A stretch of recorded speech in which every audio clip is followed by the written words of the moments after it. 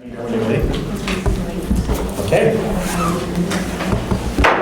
I'd like to call the Berlin-Boylston Regional Transition School Committee to order. A reminder to everyone that this meeting is being recorded and your image or voice may be broadcast. I'd also like to note at this time that Dr. Henry is not here this evening. She is ill, and that we are still without a Boylston member for the committee. So there are 4 committee members here tonight, and that constitutes a quorum, just barely. So we will be able to move forward with our meeting and hold votes, but it would be helpful to the committee if someone could come forward and be interested in the Boylston position so that have a full complement on the committee. The first item on our agenda, as always, is the public comment section of our agenda. And this is the portion of our meeting where members of the public have an opportunity to address the committee on matters that concern them that are on the current agenda. Members of the public will address the committee through the chair. And a reminder to committee members that if anyone has a clarifying question, they are to address the chair with their clarifying question. Okay? I have the sign-in sheet for the people who are speaking this evening, and I believe Marie Phillips would like to speak first. Is that correct? Yep.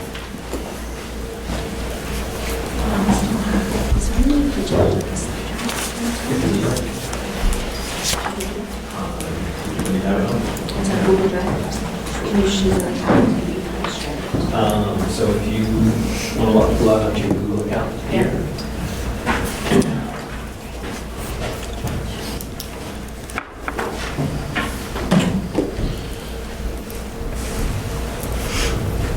Talk amongst yourselves. Most people that's ever been in this room yet, it's the quietest. Yeah. It's amazing.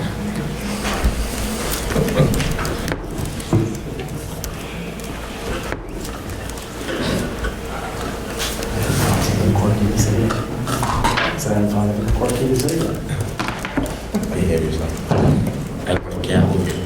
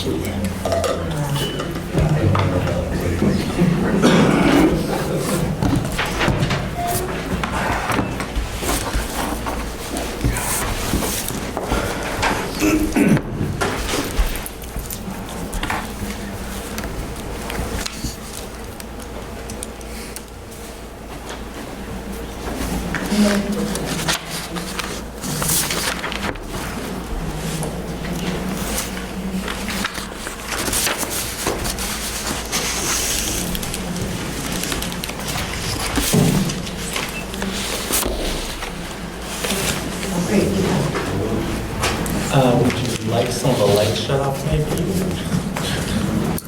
It's more for just like a reference through some of the presentations. It's only a few slides. Okay, So, great. should I just stand here? Yeah. Okay.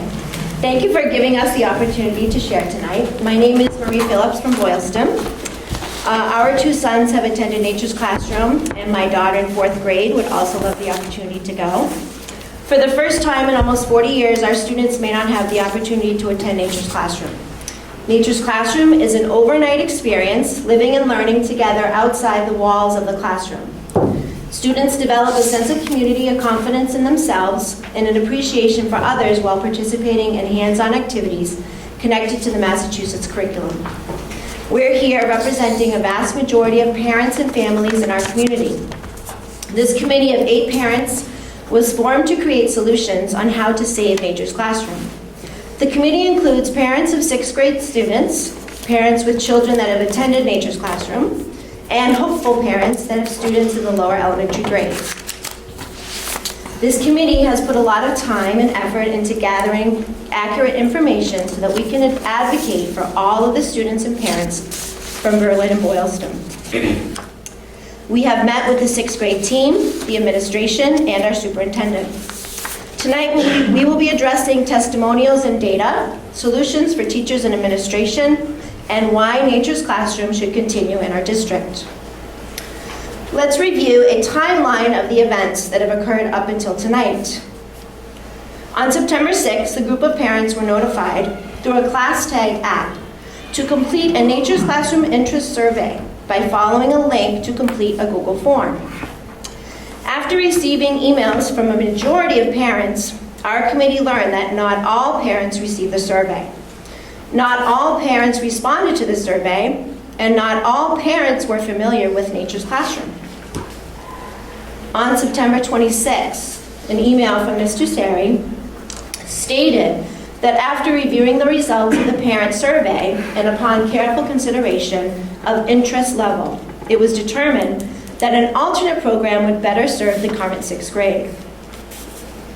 There was a discussion about canceling the trip at both morning and afternoon sessions at the Tohoto Open House on October 3rd. Parents were told Tohoto gave up their spot at Nature's Classroom in Maine. Soon after the open house, our committee formed, and since then, we have met with the 6th grade team, administration, and the superintendent. Currently, there are 3 Nature's Classroom sites available for the spring of 2020. Groton, Massachusetts, Charlton, and in the Berkshires. We have received pages of testimonials from students, families, and community members pleading that Nature's Classroom continue. We are here tonight to be their voice and share that data, offer solutions, and ensure reasons why Nature's Classroom needs to continue in our district. Thank you. Thank you, Marie. I believe the next speaker is Julie Lee of 180 South Street in Berlin. So I'll just leave.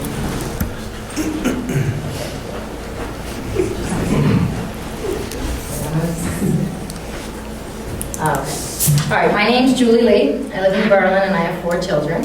I have 1 at 6th grade in Tohoto and 3 at Berlin Memorial. I want to stress before I begin that we're here really from a collaborative philosophy. We want to work together in partnership to solve this dilemma. I know firsthand the many challenges educators face as I was a teacher before my children were born. And as educators, we know that when we get hit with something really great, we got to hold on to it because it impacts our students' lives, which directly translates to our communities at large. And this brings me to Nature's Classroom. The Tohoto team rightfully conducted an interest survey to gauge interest level for Nature's Classroom this year based on declining participation. A parent committee conducted our own survey after receiving the results from the Tohoto survey. Not because we were dissatisfied with the results, but rather we were curious about how the data was processed after collection, particularly because the decision to cancel the trip was based on that data processing. Data processing occurs when data is collected and translated into usable forms. It's important for data processing to be done correctly as not to negatively affect the end result. So I'm just going to slide just so you can look at this.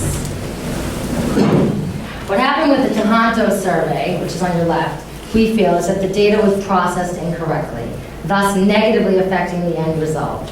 The number of no and non-responders was added together to come up with a number. That number was then used as the number for the level of interest being too low. This processing just isn't accurately done. We can't lump no responders with non-responders to determine interest level. It's just not accurate. Instead of lumping together the no responses and the non-responses, our committee sought ways, and Tohoto did too, to reach those non-responders. Initially, like Tohoto, we sent another email. But this time, and here's the difference, we explained the program. We gave people the opportunity to ask questions and we answered them. We invited people to make an informed decision. Because of this effort, an interesting thing happened. on the parent committee survey, the no response numbers and the non-response numbers went down, and the yes response numbers went up. People need to be informed to make decisions, and it's the responsibility of the district to provide that information. Parents, guardians were never informed about what Nature's Classroom is. Some knew, certainly from the past, but there was a percentage of families here that are new that didn't know. They didn't know when it would occur, what it would cost, what the expectations were, if there's financial scholarships available. Had Nature's Classroom been invited to meet with the sixth grade community, as they had been in years past, the team may have received a set of different responses. Everyone in this room likely agrees that Nature's Classroom is a most remarkable program. The personal, individual gains are unparalleled, sense of community is ignited and even restored in our troubled youth, and the responsible stewardship of nature and public lands is explored, appreciated, and embraced. There is no other program available to our children and our students that I am aware of that successfully captures all of this. I implore you, Mr. Chair, to seek every avenue possible to ensure that this program remains an integral part of our children's educational experience. Thank you for your time. Thank you, Julie. I believe our next speaker will be Chuck Abdullah from Main Street in Boylston.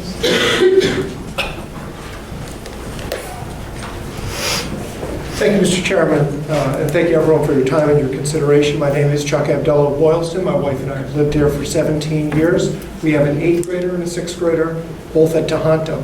And I'd like to speak to you on behalf of the parent committee about both our proposed solutions and the reasoning behind our steadfast advocacy for Nature's Classroom.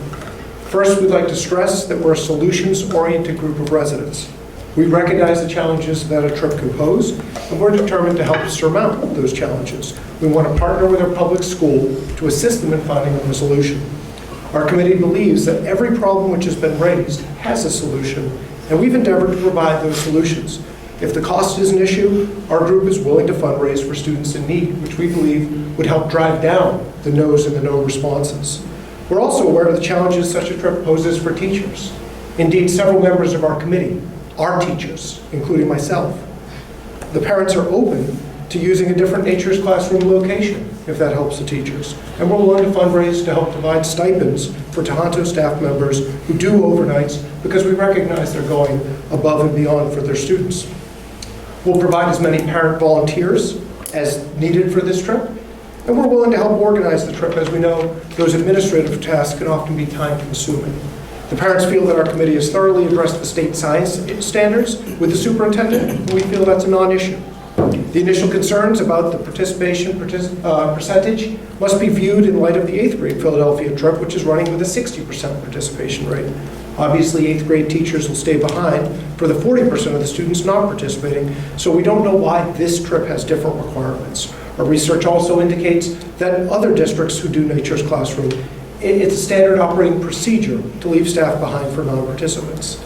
If any other issues arise, please know we will step up to resolve them. And in light of this, we'd ask the school committee to make a strong recommendation to Superintendent Zangi that he re-examine Tohonto's decision on Nature's Classroom in the best interest of the students currently in 6th grade and all those students coming after them. Finally, I'd like to close with our why. What about this particular trip would galvanize a group of parents on a cold, rainy night to address the school committee? Good question. What about this particular trip would motivate 1,000 people to put their name on a petition? We've been convinced that this trip is essential and irreplaceable. Our committee's done its due diligence. We have asked Tohoto students to give us feedback. Students who went 1 year ago, 2 years ago, 10 years ago, and 20 years ago. And the responses were remarkably similar. They were that this is the best experience that our school district offers. And we find that the long history of Boylston Berlin residents have with Nature's Classroom to be compelling, and that thread links multiple generations. We're also persuaded by students unplugging from technology for 4 days to work on interpersonal skills.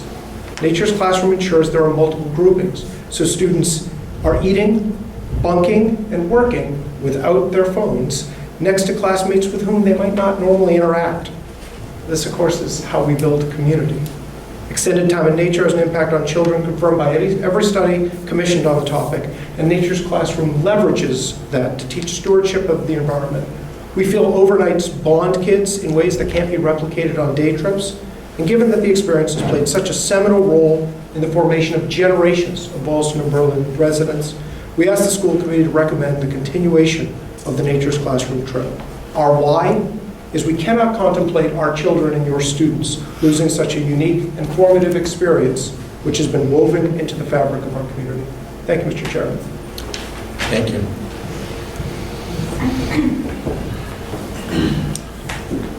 I believe our next speaker is Richard Murray. Thank you. Good evening. I really don't have too much to say because everyone has done their homework, and thank you very much for that. I'm one of the associate directors for Nature's Classroom. Next year will be 30 years I've been with the organization. I want to start by saying thank you for coming out tonight.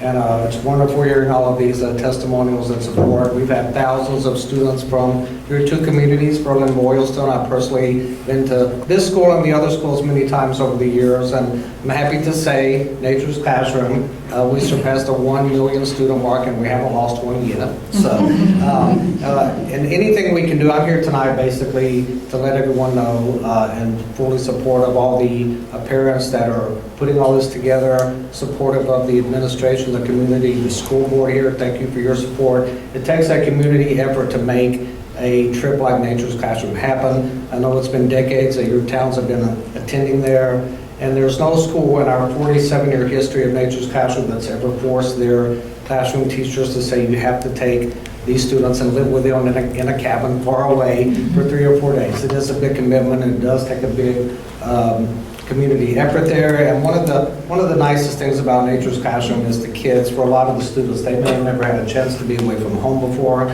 They're there with their friends. We talk about the academic component, which I know the school board is charged with that. Nature's Classroom is a service to every school that comes to us.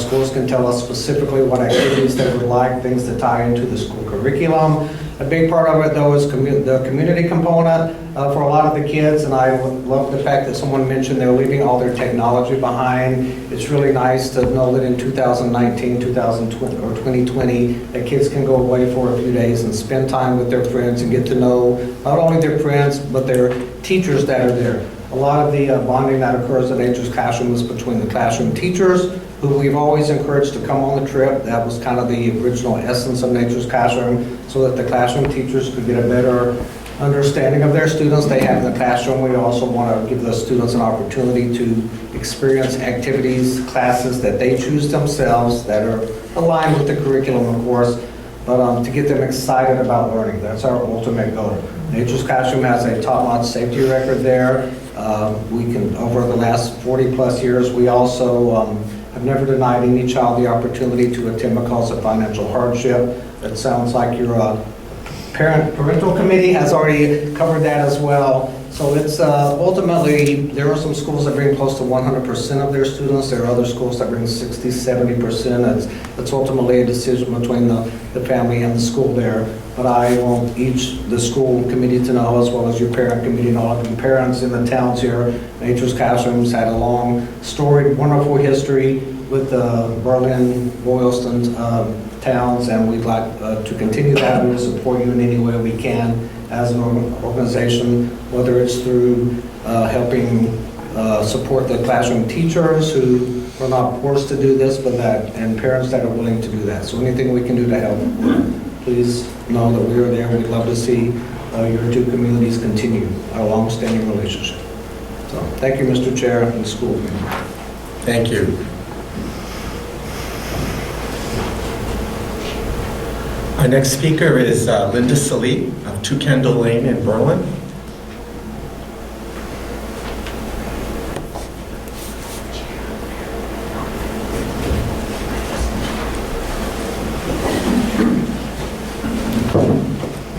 Good evening.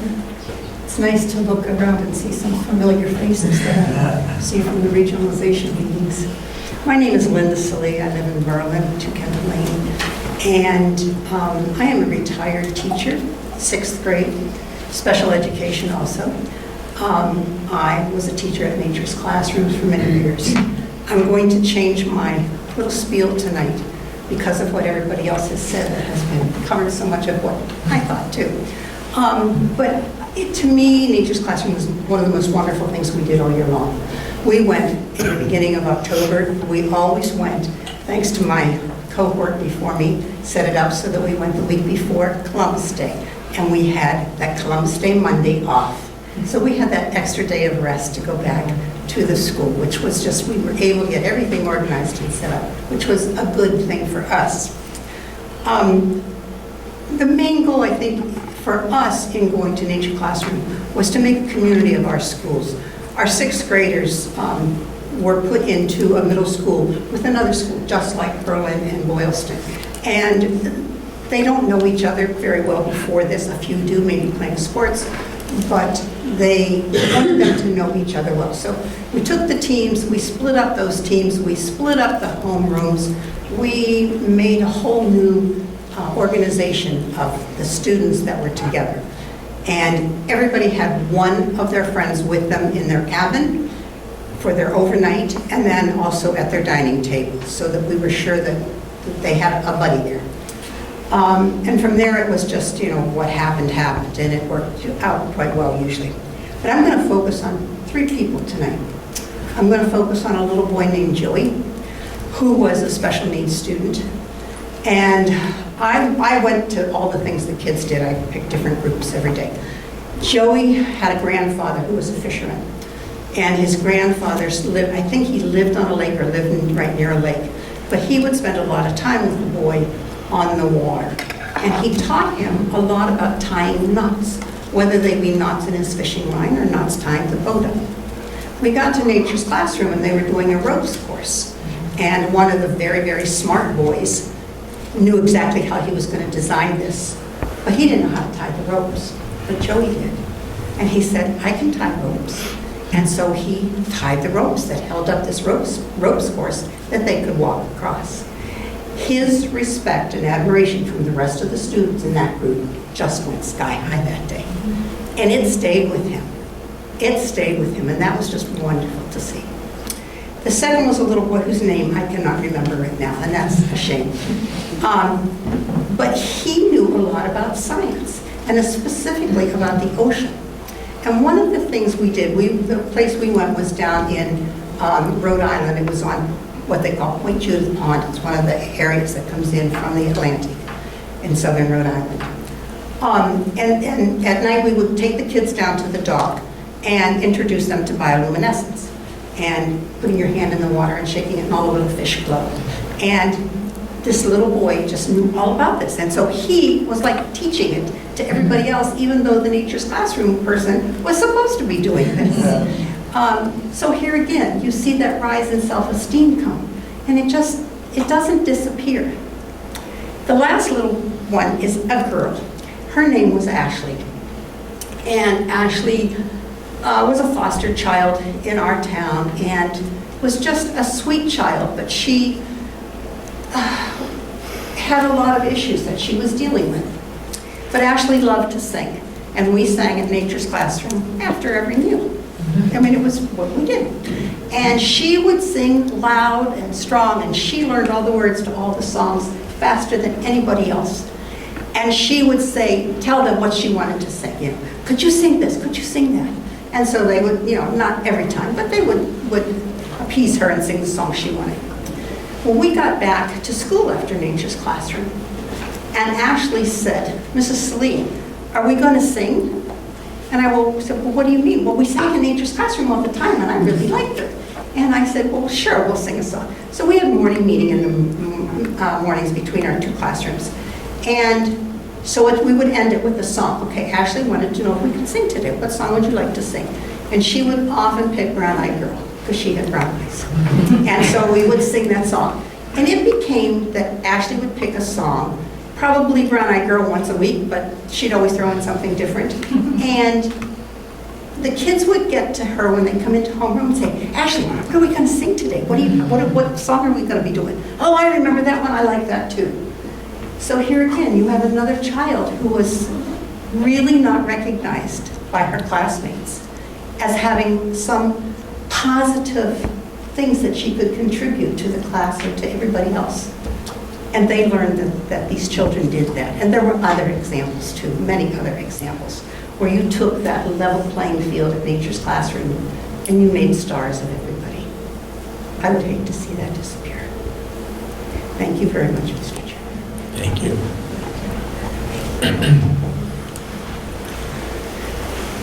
Our last speaker on this topic should be Matt Meek from Boulder Way in Boylston.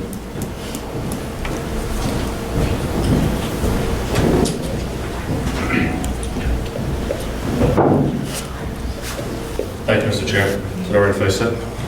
Absolutely. I want you to be comfortable. It's more like a concussion here this way. Oh, please. No references. So, good evening. Thank you for having us tonight and adding Nature's Classroom to your already very busy agenda. I was reading through it over there. Just very briefly before I start, I just want to point out that I'm here tonight as a resident and a parent and not as a member of the Boylston Board of Selectmen. My comments do not reflect the view of the Board of Selectmen, and the opinions of other members should be sought out individually by them. Some of you know me, but for those of you who don't, my name is Matt Meekum.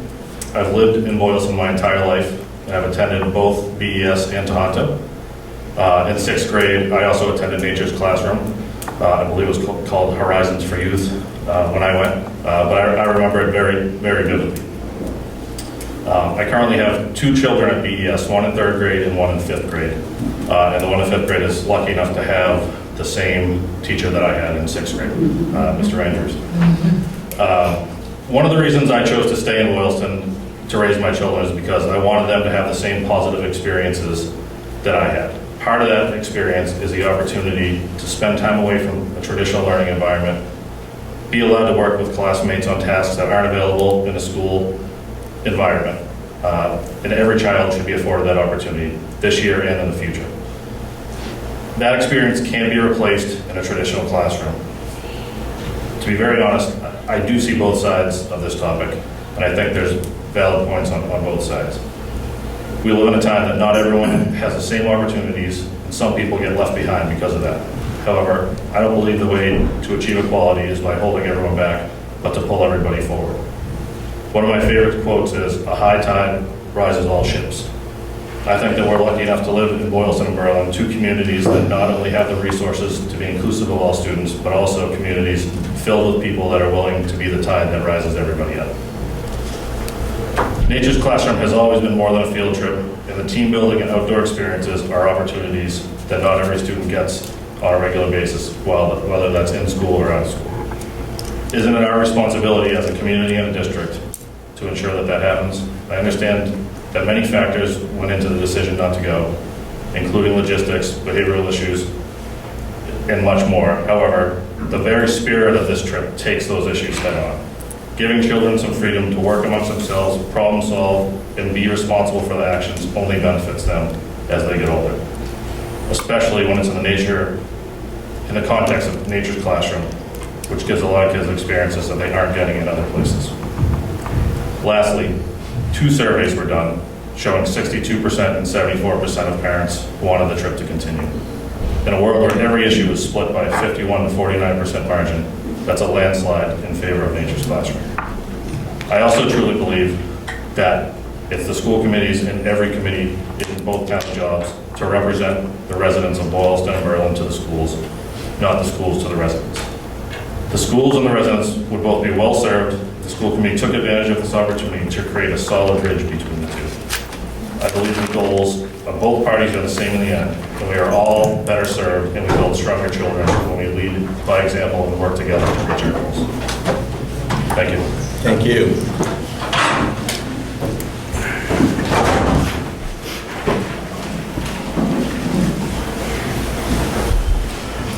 Did I get everyone? Okay, good. I want to thank first of all, I want to thank the speakers who came forward this evening. You've demonstrated very thoughtful information and positions and you presented it in a constructive way, and that's to be commended.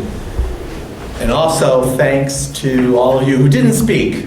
Well, it's hard to get everyone in 20 minutes. But I know that you're here to show a sign of support for your children and the school system, and I thank you for coming out to do that.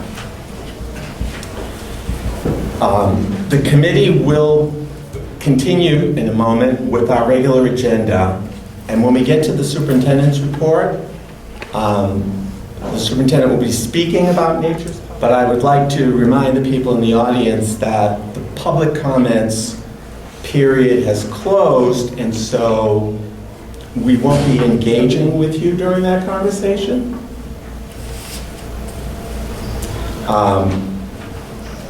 So don't think that you haven't been heard tonight. You have.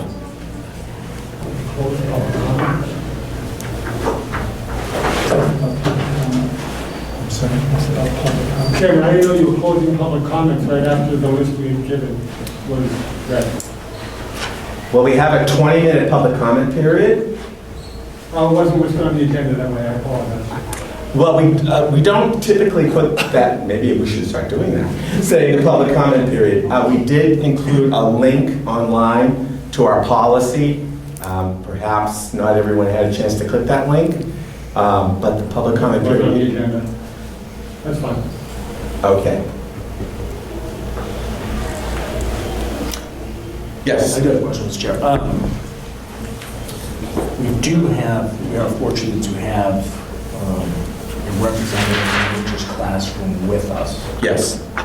If a member of the committee did have a question that was specific to potentially Nature's Classroom and that individual could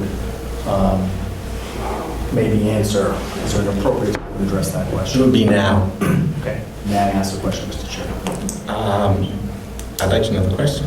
So, Mike, there's some of the evidence provided to the school committee prior to the meeting. There's a couple of statements in the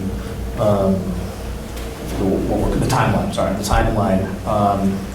One referring to the available of future spaces at Nature's Classroom, and one referring to the alignment with state science standards. And I'm wondering if the member from Nature's Classroom can speak to a couple of those topics. Sure. Mr. Murray? Yes. If you could, did you hear that question, by the way?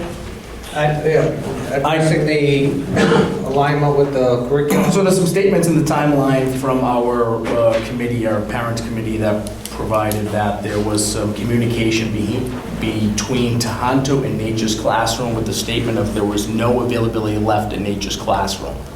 That was my first question. The two-part of that question is there availability, and can you speak to the communication from Tohoto to that? And then the second piece of that, there was another statement in this timeline that there was communication with Tohoto to the parent committee that Nature's Classroom no longer aligned with state science standards. I'm wondering if you can speak to that as well. Okay, I have had some dialogue with representatives from the school, including the teacher originally, that had informed me that they were looking to discontinue the overnight component. And then, but our executive director, Dr. John Santos, has had probably more conversations than I have regarding that. But we do have a list here that John, I believe, do not have my reading glasses on? No. 1 second, I'm sorry. Welcome to midlife, huh? Okay. Yes, so to enter we do still have availability for trips, dates this spring, including at many of our different locations there as early as March 30th and going all the way until the first week of June. And I'm happy to leave you a copy of this if you would like, just more specific ones there. And this was as of recently as a few days ago when you spoke with John? Okay, a few days ago.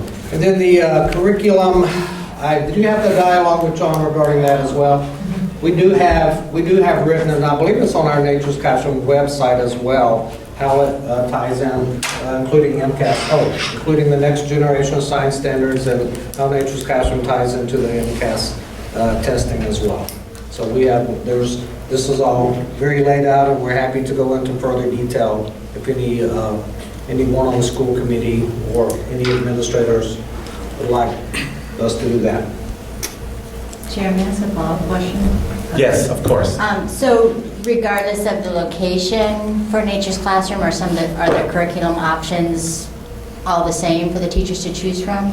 Yes. Or it doesn't vary by location? Yeah, we have, there's probably roughly 500 or 600 different activities that we developed, created, adapted, that schools can go through and handpick specifically what they want. Other schools will say, well, we're really focusing on a lot of physics, earth science, biology, whatever the case may be. Some schools even specifically ask that we focus more on the community team building component as well. So again, we're a service to the school. You can say to us, this is what we would like. I know for the last many years, as I can recall, your 2 schools, or now 1 school, has gone up to our Ocean Park, Maine facility because they wanted these students from these 2 towns to have a more marine experience, since it's right there. And someone had mentioned years ago going to Wakefield, Rhode Island. So you let us know what your needs are for the school as far as curriculum goes, and we can accommodate that.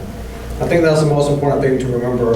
Let us know if there's things that Nature's Classroom has done historically that you prefer we not do, whether it's evening programs, you just let us know. I think that's something that kind of gets forgotten. Some schools have been coming decades to Nature's Classroom, and they just assume it's going to be the same as it was back in the 1970s, and we're always trying to change a little bit. But we don't want to get too far from our ultimate mission of having kids get excited about learning and having an opportunity to experience things that are hard to replicate in a traditional classroom. So, You all set, Angela? Also, just a quick confirmation if I can, please. So Tohoto had communication as it relates to giving up their spot at Tohoto in Nature's Classroom, but it's safe to say that they weren't told that there were no more spaces available? I don't think I would ever tell unless the school specifically said we need these 3 specific dates. But I do distinctly remember the conversation saying, because they were talking about doing a day program, cutting it down to just a day. And I said, well, we have other schools that are always interested in coming in June to Ocean Park. Would you like us to, are you giving up your week? And they said, until we know what we're going forward with, yes, give up our week. But we would never have said, no, there's nowhere else you can't go. So, yeah, we can always find a place somewhere. Thank you very much. I appreciate you coming out here tonight. Thank you. Oh, you're very welcome. Thank you. Other questions, comments? Are we all set? Okay, thank you very much. Thank you. Thank you. Okay. We have payroll and payable warrants, Mr. Conley. Here. All right, so those are in process.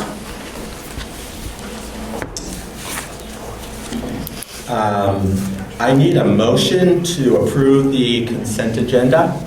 So moved. Motion made and seconded. Any discussion? All those in favor? Aye. Aye. And it's unanimous. I'm not aware of any communications. Does any member? Okay. All right. Moving to our report section now. The first one listed on our agenda is a representative from Berlin Link, Mr. Buff. Are you here? Or is a stand-in? All right. No. Do we have a representative from the Boylston PTO? Yes. All right.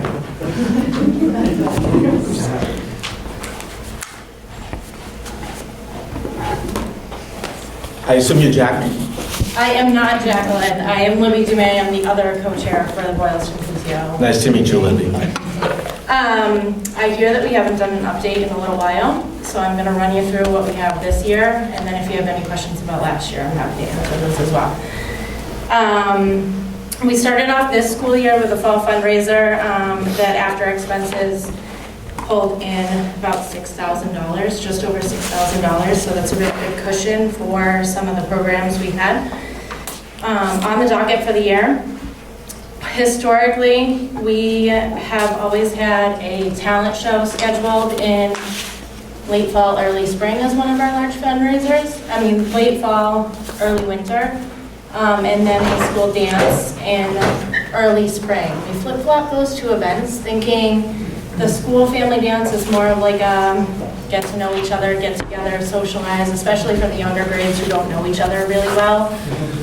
So we started that little flip this year, and the school dance pulled in $1,200 after all of our expenses, which is the most it's done in a few years. And we'll try the talent show in March and see if that has the same effect or similar to previous years, which would be fine too. With these funds, we have been able to already support a mini grant for the Web of Life presentation done by Regular Chance. He's done it before. It's for the third graders who do a big Pilgrim Native American project. So he's already come in and done a great job. We also are, I know we're looking at another mini grant request tomorrow for some new technology applications for the new tech teacher that came into BES this year. We will be accepting mini grants throughout the school year though, and could accept a couple more. Some of the other things that the funds that we bring in support are the assemblies for BES. We have already had Johnny the K come in, and he's been in a few times over the past years. We have Holly Rock scheduled in the spring, which is another big hit, especially with the teachers. That was their special request for us. And we have the Zumba program run by the physical education department. So we always aim for a character development one, which is Johnny the K. We aim for more of a academic related, which is Holly Rock. It's like a quiz show sort of thing. And then we do a physical education one if we can as well. Last year we did extreme science, the kindness wrapper, and Zumba. And we also funded several different mini grants, including the Kindness Club at BES, making birthday boxes for foster children in the area, some new tables for small group learning in the kindergarten classrooms, the Web of Life again, and a Girl Scout project for playground betterment last year. So those are our funds. That's where they're going to. They're being put to good use, I hope. Any other questions? Any questions from the committee? Comments? Great job. Thank you. Yeah. Thank you. And thanks for coming out this evening. Absolutely. Very much appreciated. We put you on an easy agenda. Yeah. Usually nobody else. Is there a representative from the Boylston Education Fund? There are two.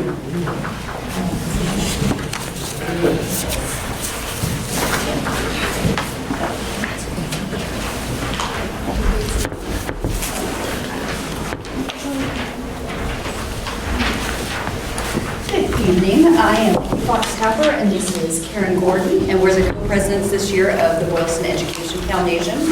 Some of you might not be familiar with us.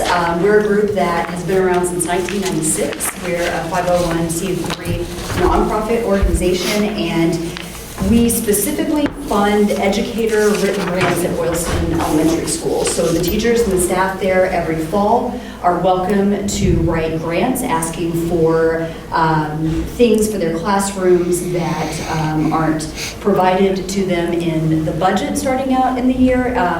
Our hope is to enrich the classrooms while decreasing the amount of out-of-pocket expenses of our teachers. Our fundraisers that we do every year, we do Penny Wars in October, a holiday craft and vendor fair in November, and our big fundraiser is Bingo Night in April. And I have listed the grants that we have just awarded this fall. And so as you can see that we have dispersed almost $17,000 this year. Which is similar to the year before. Yes. We tend to fall in 15 to 17,000 range every year with what we're able to raise. Yeah, depends on fundraisers and everything, but we have been able to do this much for the past few years. Wow. I also want to point out that this year was a very good year. Every grade got something. which is nice. Every grade asks for something, and we're able to give that to every grade. So you can see that it ranges from art supplies for our wonderful art teacher to rugs in the classroom, something as simple as rugs and tables, to lots and lots of books, to technology applications. Wow. That's excellent. Thank you. And it's so nice to have you here. Thank you for inviting us. It's very nice. It's really very nice. Do committee members have any questions or observations? Great job.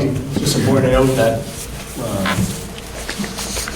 the Boylston groups, we had not necessarily had join the meetings for a little bit of time, so I appreciate you both coming out and, For sure. and Thank you. presenting. Thank you for the But, invitation. Yes, to we're both delighted. communities, it's important always to note that, we take for granted sometimes some of these things that happen at the schools for the kids and for the teachers, and it's important to note that these don't happen without the efforts of all the groups in the town. So when you see it listed out, it's sort of an eye-awakening. You don't necessarily get to see all that. Right? So thank you for doing that for us. Yeah. Yes, thank you once again. It's such a beautiful evening to come out, isn't it? What else will we be doing? Thanks. Do we have a representative from the Tohoto PTO? We do.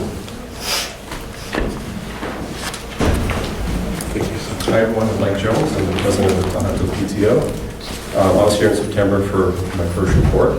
I don't have a lot of financials tonight, but I do have some updates of some activities we've had since September. So requests for funds that we have approved since September. We've had a senior breakfast, a teacher appreciation. We have funded a interdisciplinary trip, which basically we help us augment the bus fees for the students. We helped fund an ebook promotion for the library. We provided some funding for some kitchen equipment, which is different, but funding wasn't there, so we wanted to help out with that. And most recently, we had a PTO meeting last week, but it was canceled because of the snow. So via email, we had a vote and actually approved the Boston Tea Party field trip, which will help the fund as well. So, some upcoming things we're voting on in the January PTO meeting. Middle school field day. And also, where we get more details, we need to also vote in upcoming meetings on the vaping and social media presentations for the school. So, as we typically do throughout the school year, we had different fundraisers. Most recently, we had the wreath sale. Throughout the year, for different events, the school store is open, and also online, folks can buy stuff, which goes to that. And we had annual donations as well. So those are the ways we fund these things. So these are the most recent activities. Any questions for the PTO? Which group is going to the tea party? I believe it's juniors and seniors. There's like 73 students that are aware that we go to that.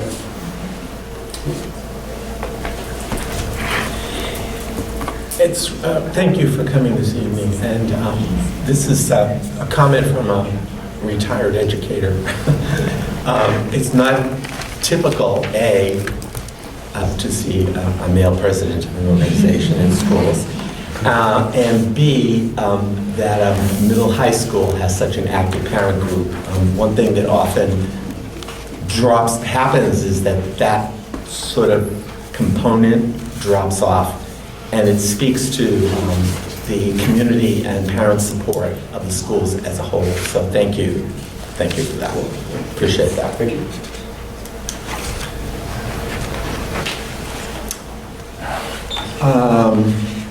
Do we have the CPAC representative? Jessica, hi. Hello. So since September, we had our pie fundraiser, and we raised about $500. So we're thrilled and grateful, and that lets us do our scholarship there. And let's see, we're doing National Quiz of Schools Week again this year, but we're not doing it in December along with the program. We're going to do it in January through February, and the building principals were really wonderful about responding very quickly to our requests and are being very gracious. We're going to be doing a Path to Kindness and setting up boxes throughout the buildings and some hearts. Excuse me, you know how I love that, excuse me. For the community members of the schools to write anonymously to something kind somebody's done for them.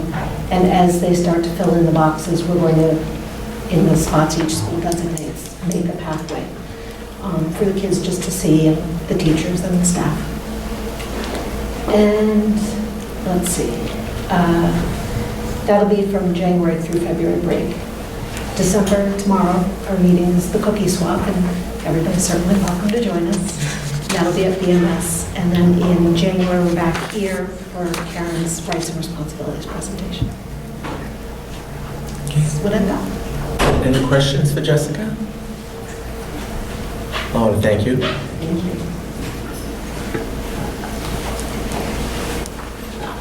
Okay. So now we're into the section where the superintendent has things to report on. Thank you. So they don't have to wait too long, I'll report on Nature's Classroom first of all. I know they can't, they're not supposed to speak, but if they do start running at me, somebody can tell me I can probably get out that door, I won't make that one. So if you just can do me that favor. You're on today. Well, thanks.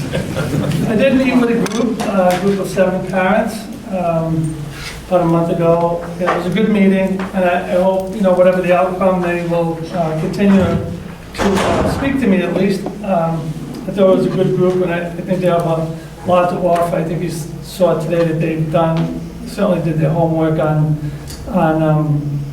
this issue. When they met with me, I think one of the first things I told them is that, as with the principals and the leadership team, I wouldn't overturn the decision. I always use the same standard. If it's illegal, unethical, or immoral, I will overturn it. Other than that, you make the decision. I think this particular case warrants some additional conversations. Your update was pretty much what I was going to say. I mean, we could go back and forth on data and whether the standards fit, or that kind of thing. But I think it comes down to whether the team at school thinks that this trip still fits in with what they're doing in the school for the students. I do think it warrants some more conversation. There are some questions I have based on that. I don't know if I could actually get that PowerPoint, if possible. Sure. Yeah. So I guess I could leave it at this. I'm not going to overturn a decision by the schools. Just not going to do that. But I think this should have some additional conversation, and I would like to reach out once more to Chuck or someone in the group. I do have a couple more questions, and ask that the school take another look at this, at least, because there were a couple things in there that I thought that the schools had offered, and that you brought up and said you're okay with it. So either I didn't hear it clearly, or there was some confusion. So I'll reach out to you, Chuck, and I do just directly to you. To any of us? Any of you. I'll reach out to all 7 who came to meet with me then. Answer a few questions for me, and then I will bring it to the school. And then they can reach out to you. I don't want to get into the business of running field trips from the central office. It just doesn't make sense, but we'll certainly take another look at this. We only ask because they're signing up quickly, and time is of the essence. Yeah. I'm going to do it right after the delay tomorrow.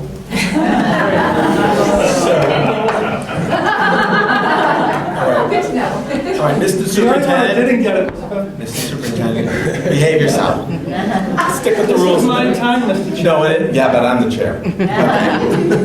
School committee members, do you have any questions of Jeff?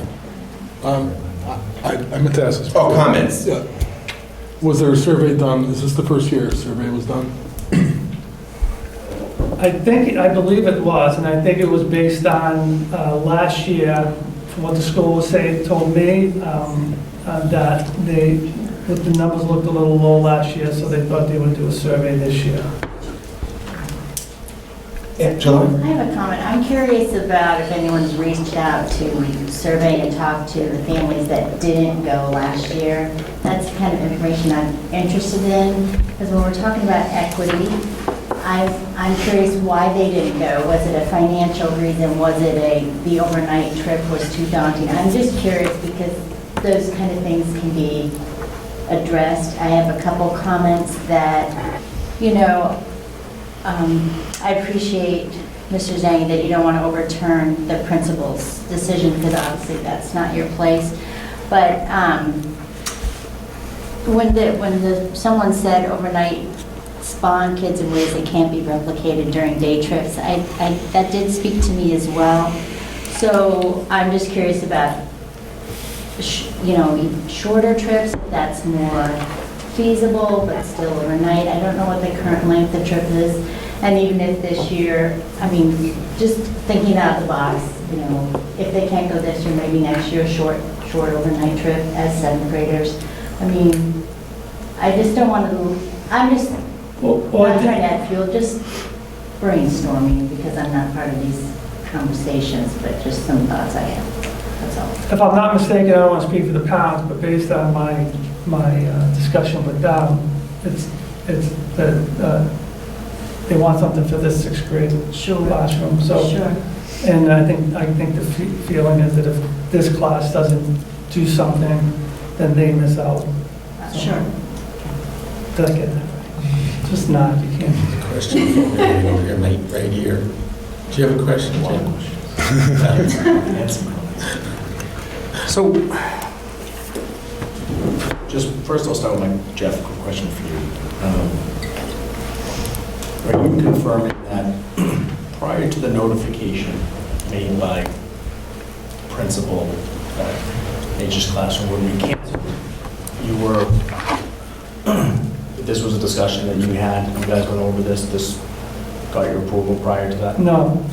So you were not part of the decision-making process? No, and I knew what it'd be. If they decide they don't want to go on a trip, or they decide a trip is going to happen, they send it to me for approval, and then it goes to the school committee for a vote. So I would be, I don't usually get it until they've talked about it at the school level, and they decided they didn't want to go, or they're going to go on something new. So that's something that happens at the school level. Can I just say something? Just short, it's really short. I won't go on. So he mentioned it comes to the school committee. The only thing that comes to the school committee is a field trip permission request, because that's the only authority we have, is when you have an overnight or out-of-state trip. That's the only time you get involved in a field trip. And the purpose of that process is to have the sponsors of the trip, or the organizers of the trip, demonstrate to us that they've addressed a number of issues, and so that we can then, when we approve it, trigger our liability insurance. We are limited as to what we can do. That's our only role on field trips, is to approve a field trip request that has been brought to us, or not approve it. So I think that's important. Jeff just kind of swiftly went off and said we bring it to the school committee. All field trips don't come to the school committee, only certain field trips. And it's because it triggers our liability insurance. So we rely on the administrators to know whether that meets educational goals, whether it's well organized and planned. We expect them to tell us that when those are brought forward to us, but our authority is limited. A lot of gray area there, but... No, there's no gray area. There is, because we approved another overnight field trip where we didn't require the same standards for this field trip. So there's some gray area there. And we approved another overnight trip this year, to go to Philadelphia, and we didn't outline a set of standards that we're now using as a basis for canceling this. So my question for you, though, was more around, my concern is that a program that, again, I have not been in Boylston for 40 years, but folks are stating it's been around for 30, 40 years. A decision to make a decision like that that is not an area that you feel is important to be in communication with that building and that decision before something like that occurs? I mean, that's where my concern lies, is your statement that, no, I wasn't part of it, it's their decision in their building. I agree to some. No, ultimately it is, because I'll tell you why, because this just happens to be something that they hold dearly. And I get that. I can give you 5 communities off the top of 6 that hold on to Nature's Classroom. It's a big deal. And any school that's trying to get rid of it goes through the same thing. So whether it's the right thing or the wrong thing, there are plenty of field trips that, you know, these all get done in the school. This just happens to be one that they hold on to. But in terms of educational value, this doesn't have any more value than any other field trip in my eyes. I didn't ask about the educational value. I asked about the decision. Well, that's what I'm concerned with. That's what I'm concerned with, the educational value. These trips are the same to me. If it's an overnight trip, I'm assuming that the school goes through a process to ensure that there's a certain educational value to them. That they cancel this one. If these parents weren't here, you wouldn't be asking that question probably. That's not true. That's an inaccurate statement. Because you can't prove the negative. You don't know how many things get canceled. But we've had a number of testimonies, including the individual from Nature's Classroom, as well as former teachers state the educational value. So as a superintendent, you're stating Nature's Classroom had no educational value. No, I didn't say that. I'm saying you're seeing that now, and I'm seeing it now. But you don't know it until somebody says, you know what, this is a bigger deal than just a field trip. To me, they all have educational value. That parents have now said, you know, this is more than just this to us. I won't know that until parents say this has more value than just whether it meets the standards or any of that stuff. I won't know that until somebody says something. I don't know that this has that kind of history in this community until somebody says this field trip has some other kind of historical value in this community. So in the school, they went to just a regular process. Okay, so just as a human being, when I think of the idea of the decision in the internal part of the building being made to discontinue a program that took that long, there are plenty of people that were part of that program that understood what the meaning of that program was to the community and the parents. So that not being a piece of the decision criteria, it just seems unacceptable. That's not what you asked. You asked about me. You asked I asked just if you were notified. So you made the following statement. But then you asked whether I thought that it had any value and why I wouldn't be contacted. My question was, were you just part of the decision? I said no. Color to that. No, I said no. Okay, that was my only question. Was you? And I normally wouldn't be. Though. And can I say something about it? You know, as you know what my background is, 20 years as principal. Never in my career as a principal was the superintendent involved in a decision I made at my building. Never. Now, when the superintendent was annoyed with my decision, I heard from it. I heard about it. But it was my decision, my leadership. And so to suggest that the superintendent would be brought in on a decision, I just want to make that point. I won't go any further with that. But even when a whole community comes out, that doesn't give you clout to even discuss it with them? I'm not talking about the process I would use as a principal. Yeah. I'm talking about the point of the superintendent being involved in the decision. Okay. That was my only point. I'm not describing the process I would have used. I'm describing that point. Understand. Okay. And that's the distinction. And I don't know that these things are an issue until somebody says something to me. If nobody had said anything, it was just, it would have been a field trip. It's like any other field trip, they decide we're not going to do it anymore. But I don't have that information. So at the front end of that process, You made a statement that you know a number of communities where this was so important. Your background, your history understands the importance of that. So to not take that, it just seems. How could I take into consideration something My I point was, didn't you know? They didn't made know. the decision. That's all I'm saying. I just asked the question. You didn't You know. asked how would I not have input? Well, they made the decision like they would make a decision about any other field trip. And I don't know about it until somebody then says, there's an issue with this, in which case I met with the community. But you've also made the statement that you have no intentions of overturning that. No. So I had another statement I wanted to make real quick. A statement, not a Just question? a statement. Yeah. Okay. Yeah. So I think it's important just to recognize, and this sort of gets lost in part of this, right? It's just important, I think, for everybody is just part of this process to recognize we do live in a very, very small community. And the number of students and families that are involved in this to the point where lack of response, non-response, this response, that response, it has a dramatic effect in decisions that are made in our community. And I just want to, I think it's an opportunity for folks to, not just folks here, because we're going to have a number of children in different ages coming up that want to learn just classroom, the importance of, and it's some of the things I think the school committee will look at and maybe potential policies that we need to have in place around certain things as it relates to these things, or whether it's the effectiveness of, I don't know anything about that particular app that was used for a survey, the effectiveness of that, but there is some culpability as it relates to non-response to a survey and what the effect that has on the decision and where it puts us in the position that we're in now. And I think it's just important to recognize that, because I think if we could do a better job of that, not only from the academic standpoint, the educational side of the house, but as well from just a parent group side of the house, we can maybe have a more efficient process there.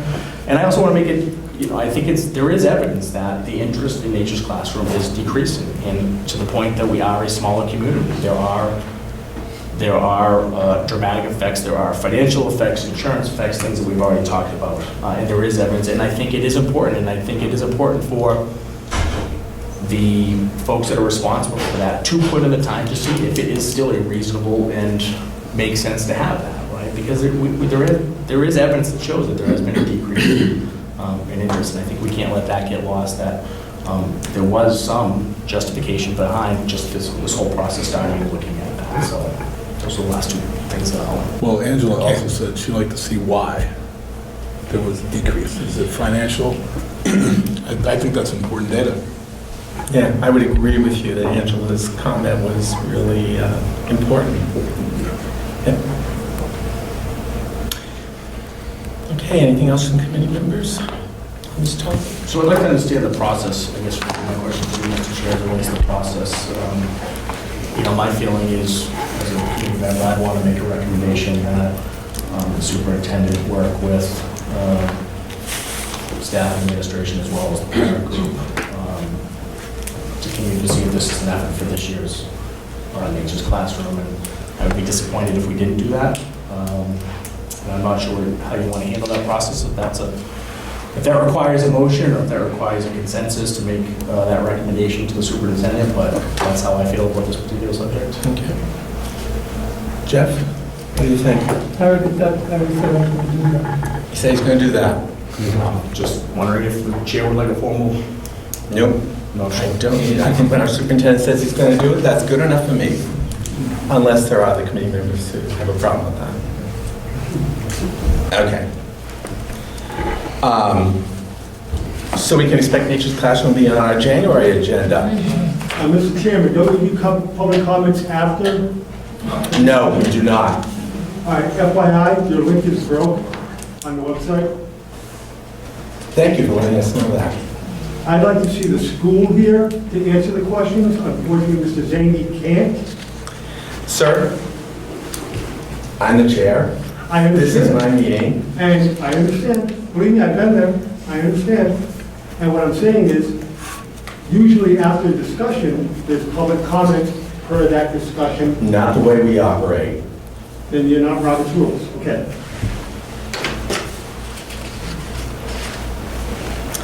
Okay, you have other items, Jeff, you want to report on? Yes, second one is the website. We're looking at a new website app, and a question came up about the solvency of one of the companies we're looking at called Apogee. I think Susan brought that up at a conference. I had the question and then she brought it up, so I didn't know if any other school committee members had a question about the solvency of the company. So I did reach out to the rep from the company, and you have his response. And he talked about the fact it's about a 4 or 5-year-old company, and then he talked about how many districts they currently have on board, 1,100. And as we go forward, I'll look a little more into their financials, but I feel comfortable right now to continue looking at this company. So that was that. I don't know if anybody has questions about that. I know Susan brought it up and she's not here. Does anyone have any questions about that? No, okay. The next thing was the Superintendent's Award recipient. It was on the agenda last time, but it was just in the packet, so I just thought I would actually speak to it. So each year, the Massachusetts Association of School Superintendents, they award one student in each school, one graduating senior. They recognize them for not only their academic excellence, but their contribution to the school, all-around contribution. So this year's recipient is Nikolai Rogolinski, and he'll be going to Superintendent's Luncheon at Holy Cross in January, and he'll be accompanied by myself and Principal Tusseri, and then he'll be recognized at graduation. I don't know how much of a reward it is to go to lunch with you at Holy Cross. It's a fun time. Sorry, but I just had to make an observation. So the updated school calendar, that is in there. You voted on it, the committee voted on it last month. But I just wanted to make you aware that I did send a letter out to all parents, changing the end date, which is June 15th, which is now June 17th. Okay, so that's that one. Textile collection, we got 1 month to go to the end of the year, and so I just wanted to give you those totals. That was something you voted on last year, and so I just wanted to show you how that was going. It's going well. We haven't had any problems with any kind of vandalism or anything like that. And Berlin Elementary continues to collect more than both of the other schools combined almost. I don't know why that is, but they've collected 9,000 pounds of textiles over the last 11 months. So good for them. Pretty That's impressive. pretty cool. Thank you for including that. Yeah, that's really They come like interesting. once a week, it looks like. I think it's once a month they collect, and then 9,000 pounds of 9,000 pounds. The student counts are a little bit off, so the weight per students are a little bit off. Let's see. I'm going to skip the NASDAQ enrollment projections until we get to the budget presentation. Substitute teachers, in January, the minimum wage is going to go up from $11 an hour, from $12 an hour to $12.75 an hour. Bob and I have looked at substitute teacher salaries. We compared what we pay those around us, and we're sort of right in there, a little bit low, but we're right in there. We're having a really tough time, especially at Berlin, getting substitute teachers. Now the economy's picked up a little, people have jobs, so substitute teachers are very, very difficult to come by. So in January, we're going to raise the sub pay from $80 to $85. It's not a big jump, but hopefully it'll help us get some, at least the first crack at the substitute teachers. I know the schools really struggle to get those. So, and then again, the NASDAQ I will save for budget. Gee, maybe I should resign from the committee and do some work instead. Phase one. Okay. I think Sally's up. Actually, my understanding is that we're going to move that to the next meeting because Diane was not able to come here today. Okay. All right. Well, looks like Mr. Connery then. So I think I'll do the budget presentation last. Yes. That's okay? Actually, may I ask a question? Sure, yeah. Generally, Carol and Karen and Paul are quite succinct. Perhaps we should... You applying something? Yes, well, I was. I mean, you do have nearly a 1-hour presentation on budget, so I mean, you know, I'm wondering if you minded if I let them do their reports first, and then we'll just... Sure. You'll be there. It's your show. Okay. Then I will do that. Okay. Carol, would you like to go next? Sure. Good evening, everyone. I wanted to point out a few highlights from the fall to all of you based on my report. First is to give you a sense of the elementary writing committee, which was represented by K through 12 teachers, noted that writing and phonics were issues in our school that needed to be addressed. We have addressed phonics already, and I spoke about that at one of our previous meetings, but we are looking at the writing K through 12. In the elementary schools, we're going to be piloting a program called Being a Writer, which ties in, it's the same organization that has published our Caring School Community, which is a social emotional curriculum. And we feel that there are components of that that tie in beautifully with the writing, which is a workshop model. So we have several teachers from our committee that have volunteered to take on that pilot this spring, and that's what they'll be working on. Also in the middle high school, the teachers, the department chairs have come together through all the content areas to look at writing across the content areas and to focus on specific areas or specific focus areas that they want to make sure that are consistent, that students are addressing across the content as in their writing. For example, social studies would have the same focus areas, grammar and main ideas, for example, and making sure that that's consistent. So I think, and they're also interested in working with the fourth and fifth grade in the elementary school as well. I guess what I want to note that is what I've been seeing in the past several years is the tremendous growth in collaboration between the elementary and high school, middle high school teachers. I think they're really starting to feel something that we talked about in regionalization, which is the idea that mentally they've said, we are all one now, and that they're reaching out across the schools to one another. So I am grateful and appreciative of that effort. So the pilot will begin in January. So that's one piece. The second is the civics project, and listening to tonight's conversation and just the world around us, never more timely was it to have the state come in really promoting a civics project. While it's a requirement for the state in eighth grade and high school, this is going to teach our students tremendous skills in terms of presentation, stating your opinion, looking at different perspectives, collaboration, how do we talk when we disagree with one another, public service, citizenship, so many areas I think that our students are almost craving to have a voice in as they're hearing what's going on in our world today.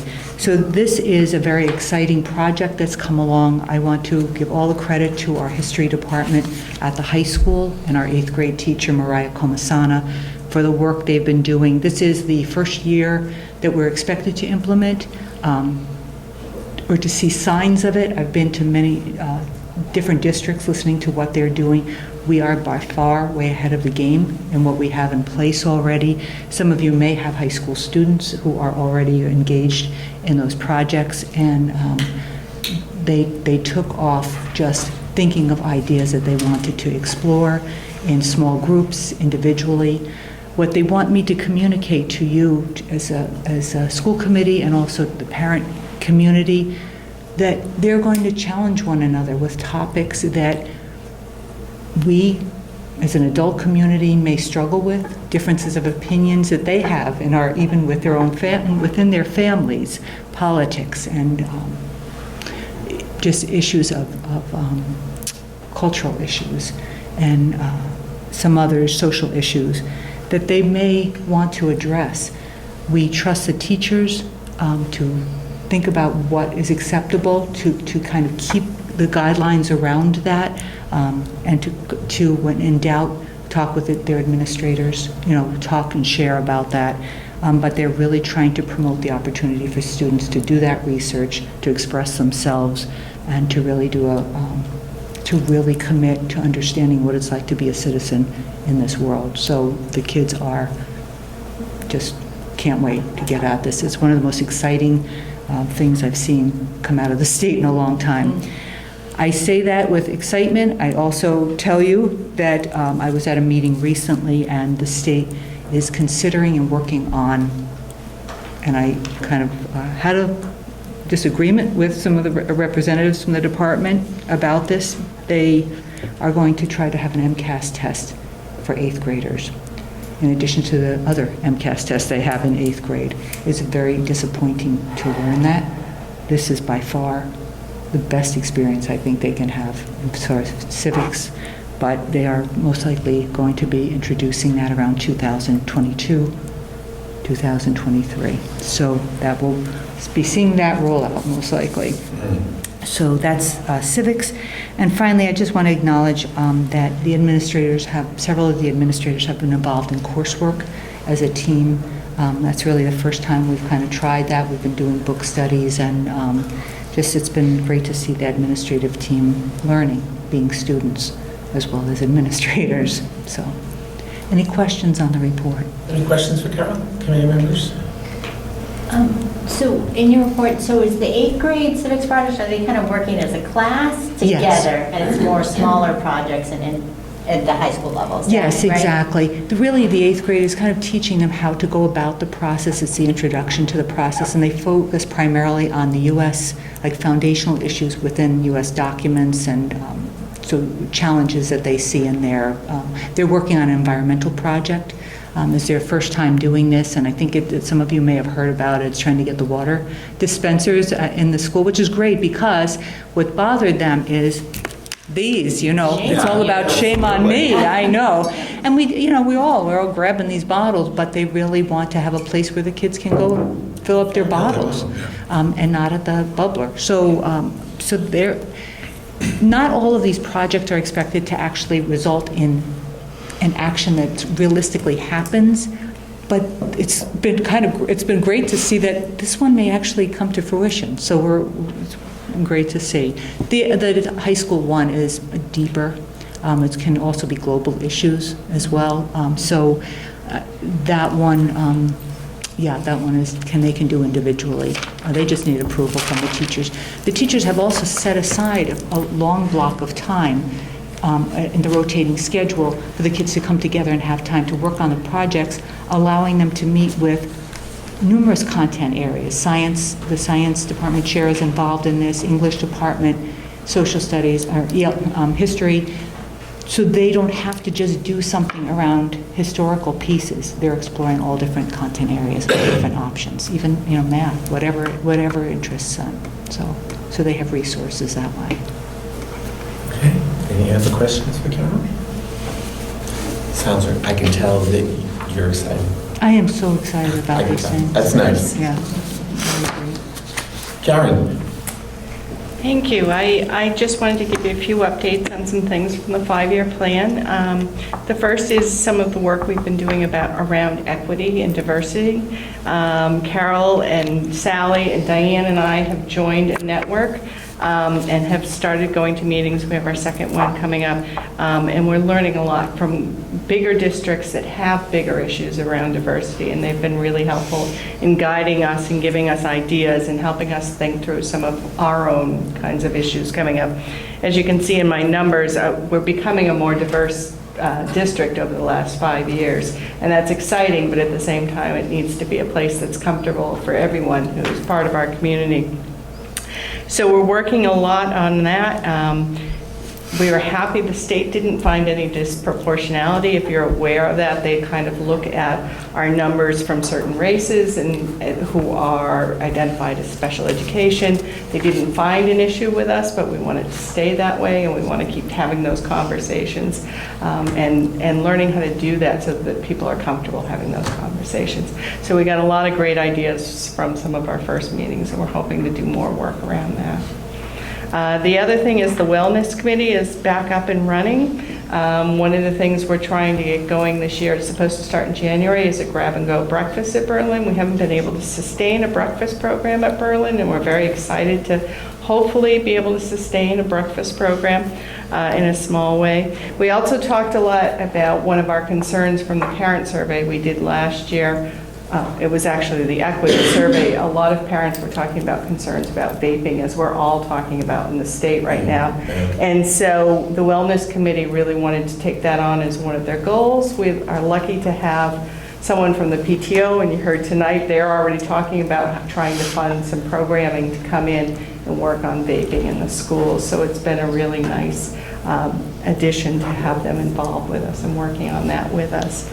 And the other piece of that is the health curriculum frameworks. We had kind of mentioned we're not really sure when they're going to be ready. We haven't heard right now. We're hoping we'll see at least some drafts by the end of this year. Our 5-year plan had a health teacher for next year. We decided not to put it in the budget. There were other priorities, and we don't know really where they're going with these frameworks. And until we do, it seems to make sense to kind of delay that particular one. But I wanted to give you that update. Any questions for Karen? Okay. Paul. Good evening. I will try to be brief as always, because I know this is going on for a long time. I had 3 items. I probably mostly want to focus on the Boylston donation, because this is my chance to publicly thank the Boylston PTO for their support of technology. And again, through the picture in there to show an excited 2nd grade getting hands-on Chromebooks. And so again, we rely heavily on our parents, especially at Boylston Elementary, to provide that. And so I wanted to make sure I had the opportunity to get thanked publicly. 2 other notes on the communication piece. Christy is the webmaster for the elementary schools and the school committee, and Mr. Wesley Swenson is the webmaster for Tohoto, and your link to your policy isn't dead, it works, for it really is. I assumed it was he was having Wi-Fi issues. Correctly. I didn't want to explain the technology. Last, and I'm kind of going backwards, but the state reporting in theory got easier for me, because now we're one district, but the state is having some issues because they're used to us being 3 districts, and so disaggregating that data again and kind of trying to combine it into one has been a challenge for the state. And so things are progressing, and I'm told once we finish this first full cycle that things are going to get better, so hopefully. Questions for Paul? Okay, good. All right, Mr. Connery, floor is yours. So I'll defer the budget presentation to the last item. The first item on my report is we had a request from Clinton Savings Bank that came through Tohoto administration to install an ATM. I have some process concerns. I don't necessarily have any reason for not doing it, other than I think that procedurally they're going to be getting space in our building, even if it's just for an ATM, which I don't think typically you get revenue for. That we should, they also have an office. When I went back and looked at our files, I see that in our school committee notes that we awarded the space to Clinton Savings Bank, but that's pretty much all the detail I have. So before we go ahead with this, I'd recommend that we do an RFP process. We take into account and we build into the RFP. They do a lot of financial literacy training for us. We clearly get a benefit from having them here. Students work they get some internship type work with the branch. But to do an RFP where we basically ask for proposal to provide financial literacy education in return for being able to have an office and an ATM here. And there'd be a price component to that too. It might be just zero, no cost, but we should open it up and see if there's other companies that are interested. So I think that's something we'd look at in the spring of 2020. So I just wanted to kind of publicly note what I think the process should be. If there's no questions on that, I'll move on. Just an FYI, the Boylston budget, we have a freeze on the budget other than kind of critical core items. Obviously, we're going to pay our utility bills, things like that. But we had a couple unbudgeted items arise, special ed transportation, foster care, foster student transportation. We also had an out-of-district placement at the end of last year after our budget process. So we've been facing some challenges with the budget. So in the short term, we're freezing spending, and we'll hope that kind of gives us a little cushion for the end of the year. Yeah, Jim? Some of those challenges, particularly around like the special education transportation, and bear with me if I don't remember the term, the terminology we used to name the fund that we voted on and put into effect last year, as we build or fund that fund. Mm-hmm. Yeah. Bad words, but fund that fund. Is that an example of an area where that type of fund or those type of financial resources could have been used to offset something like that? Yes. Okay. So in the future, we'll have discussions around funding the fund. Yeah, that's actually going to be in our presentation tonight. That was circuit breaker? Did I get the term correct, circuit breaker? No, it's a special ed reserve fund. There's also a reserve. So, we'll manage within our budget, but we certainly don't want to be making any discretionary expenditures that are not critical. Next item is just an FYI that we received a grant. Our insurance company, Maya, both towns, I believe still have Maya as well. They offer a grant application every year. You can get up to $10,000. We applied this year and we were awarded a grant for safety equipment. We got some high visibility vests who were out clearing the snow in the winter, and that would be helpful for them to have. A couple new ladders to replace some ladders that need to be replaced. And we also, at Berlin Memorial, have a automated lifting device as a manhole cover. This is really to preserve the toes and fingers of our custodial staff who have to lift a very, very heavy manhole to access the cistern tank. So we're pleased that they funded those requests. Our excess and deficiency was certified by the Mass Department of Revenue in the amount of $336,258. That's, I've described it before in these meetings as our equivalent of like free cash. We're limited to having that be 5% of our total of our operating capital budget. With the combination of the elementary schools into the region, our threshold is higher. So we're farther away from the 5%. If we, for some reason, had budget savings, we could build this up. So E&D is a source of funds in our budget that we do access. You can't use E&D, though, to solve a budget issue without going to town meeting. So, for example, the special ed issue that we talked about before, we can't just go access it. We'd have to go to town meeting in both towns. So the financial statements are posted. I wasn't planning to go through those. There's information and management letter on there. You can read them. Feel free to reach out to me if you have questions. And the last item, I will just also mention on that too, our audit firm is Powers & Sullivan. They're happy to come in here at any time if you wanted them to. Okay. And the last item is that this was a first read last meeting. We offer mini courses after school at Boylston, and I'd like to create a separate revolving fund, which needs to be approved by the school committee for an enrichment/mini course revolving fund will be the name of it.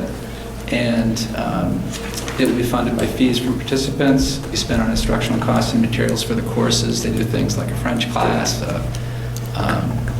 Cooking classes. Yeah. Cooking classes. Cooking, so, for the students. So, right now, the funds are commingled in the after-school fund, and I'd like to have it separate so that the people planning these classes can know what money they have available to plan for their courses.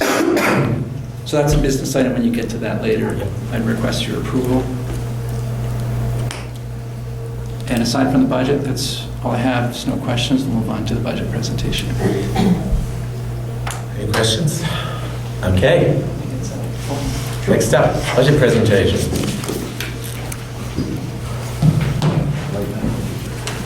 Oh, yeah. I hope you brought a snack. We'll be here a while.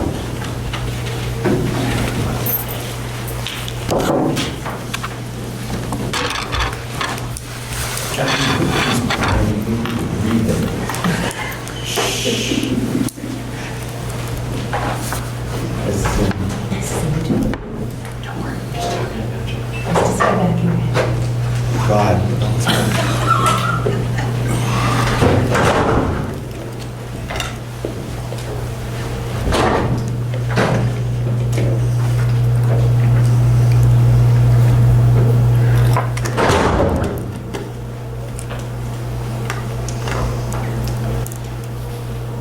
This time last year, I think Bob did this vehicle. Oh, so proud. Oh, yeah. That was very exciting. Bob did the conference call. Was this last year? Last time last year? That was the second one. Yeah, I remember That was the that. second one. That wasn't this one.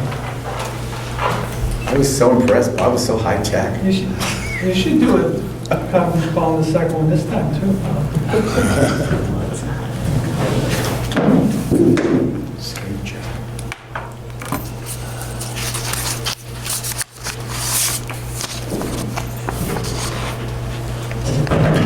I did get a hard time doing that at home. My family's like, well, you can't get out of bed to feed yourself and you're going to do a budget presentation? I should have spoken volumes to them of loyalty to us. All right, so we're going to dive right in. Jeff and I are going to kind of go back and forth on different slides, so I'm going to start us off. Our budget objectives are to maintain funds for existing programs and staff, to fund items that were included in the district improvement plan, but also to balance that with delivering budgets within the fiscal means of the town of Berlin and the town of Boylston. So here's our just kind of a high-level process overview, level service budgets. We also need to provide mandated special education services. That's part of our level service budget, but it might not be the same services to the same students every year. There are changes that are happening. We need to provide those services. And then there's investments requests. We have a separate process where we ask administrators to submit above-level service requests. We review those, consider them, and look at what critical needs we have, as well as items that are in the district improvement plan. And that leads to our preliminary budget presentation that we're presenting right now. This has come after many meetings with administrators internally, and we are presenting tonight for feedback from the school committee, and also we'll be sharing with town officials and requesting feedback from them as well. We'll get that feedback. We'll also get new information on expense and service changes in revenue, state aid. What we're presenting tonight is an expense budget, operating and capital. It's not an assessment, but we, through this presentation, this year added something that helps kind of approximate the impact year-over-year change to the towns. And then we'll present in February 2020 a full budget revised, taking into account new information and feedback that we received from the towns.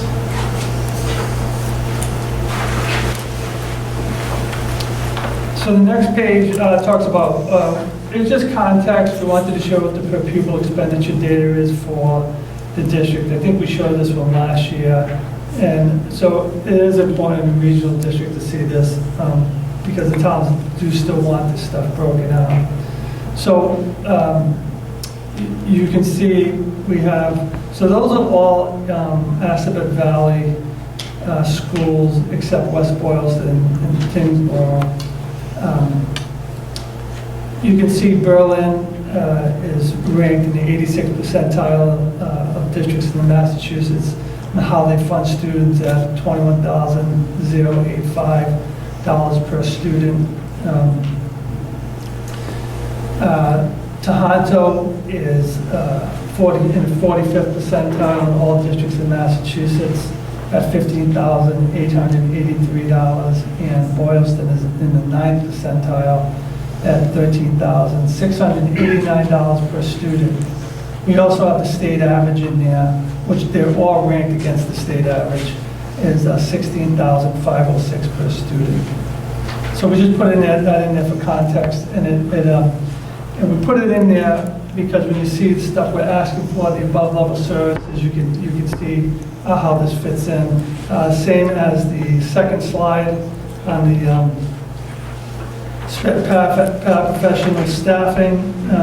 You can see Boylston is quite a bit lower. They actually have about 1.5 more paras than Berlin, but they have 80 or 85 more students. So again, we put that in there just so we give you some context of some of the above level service requests we're going to be making. So the student enrollments, it is an interesting one. Usually by now, and from my earlier report, usually by now we have, those numbers are a little bit off, but usually by now we have the NESDEC reporting, but we don't have it yet. And they called us and said, we have some questions / concerns about the amount of building that's going on, especially in Berlin. They wanted to look at those apartments. There's 200 something. River Bridge. There's 200 apartments going in, rental apartments, and so they're going to talk to the planning board, and I think they already made a call to the town administrator about that. Yeah, I think. Yeah. So we should be getting those numbers. We should be getting those numbers shortly. But even in Boylston, where the data said that they were going to be leveling off, they're really not. We saw a little blip, but they projected, for example, that there'd be 40 kindergarten students this year, and there were 53. So that's a big jump in a school that only has under 300 students. That's a significant jump. They also project 40 for next year, and I've talked to Ace about that, and he doesn't see that happening. And these two towns that have all of this building going on, especially where you have those rentals in Berlin, they'll have a significant, I think they'll have a significant impact on the budget and the amount of kids that are going to be in these schools in the next 5 or 6 years. So that's the enrollment trends. Any questions about those before I get into above level requests? So the first thing we're looking for is a 1.0 FTE teaching BMS. We currently have 1 5th grade, but all of the classes behind that have 2, so we'll need an additional classroom teacher there. We have a math specialist in BMS. We have a math tutor and a 0.8 math tutor in BES right now. They've had some great success with their math in the elementary schools at BMS, and that's due to a couple factors, but one of them is that they have a specialist. So what we'd like to do is take the math specialist and the math tutor, bring the math tutor up to 1.0 from 0.8, and then share them between the schools. So hopefully we can start bringing some of that success that they've had in math down to BES. The next 2 items, we are asking for 1.5 FTE SPED paraprofessional at BES. We currently have 3 in pre-K and half-day pre-K. And so the 1.5 FTE is to bring those 3 up to the kindergarten full-time. They're one-on-one support, so they will have to stay with the students. And then after that is the 2.0 sped paraprofessionals at BES to bring the staffing in line with the benchmarks. All of these red things, all of the items in red are from the district improvement plan. I also want to note that, so you see a lot of black there that's not in the district improvement plan. So that means that there were some things in the district improvement plan that we wanted to do that we wouldn't be able to do because some of this other thing, some of these things have now come up that we have to, that we need to support. So, let's see, we were going to ask for a person in guidance to act as a, what would it be? Like a coordinator for shadowing and internships and to help out with the civics. So we're going to push that off because we thought this stuff, we needed that more. And there were a couple of other items in there that we're going to have to push off. The health and wellness teacher example we're going to ask for. And so fortunately for us, the standards have not been completed at the state, so we can push that up 1 more year. But we're going to need that at the elementary schools. And then we also talked about moving preschool back down to BES, so that would impact the budget. So we wouldn't be able to do that either. But these 2 items, this 1.5 FTE sped and this 2.0 FTE sped, it also speaks to a bigger picture. In April, we're going to have to submit to the state a equity report, and I'll be reporting out on that in March. And so we've done, overall, we're pretty good, better than most districts, and when we do our audits, we come out fine, except with our sped population. So we took a little bit of a hit there. So these 2 items also speak to that, that we're going to have to bolster some of the special ed items up. And then, so then the next one is the 1.0 FTE instructional aid at BES for the kindergarten. That's just to support the extra students we're going to have. The next item is right off the district improvement plan.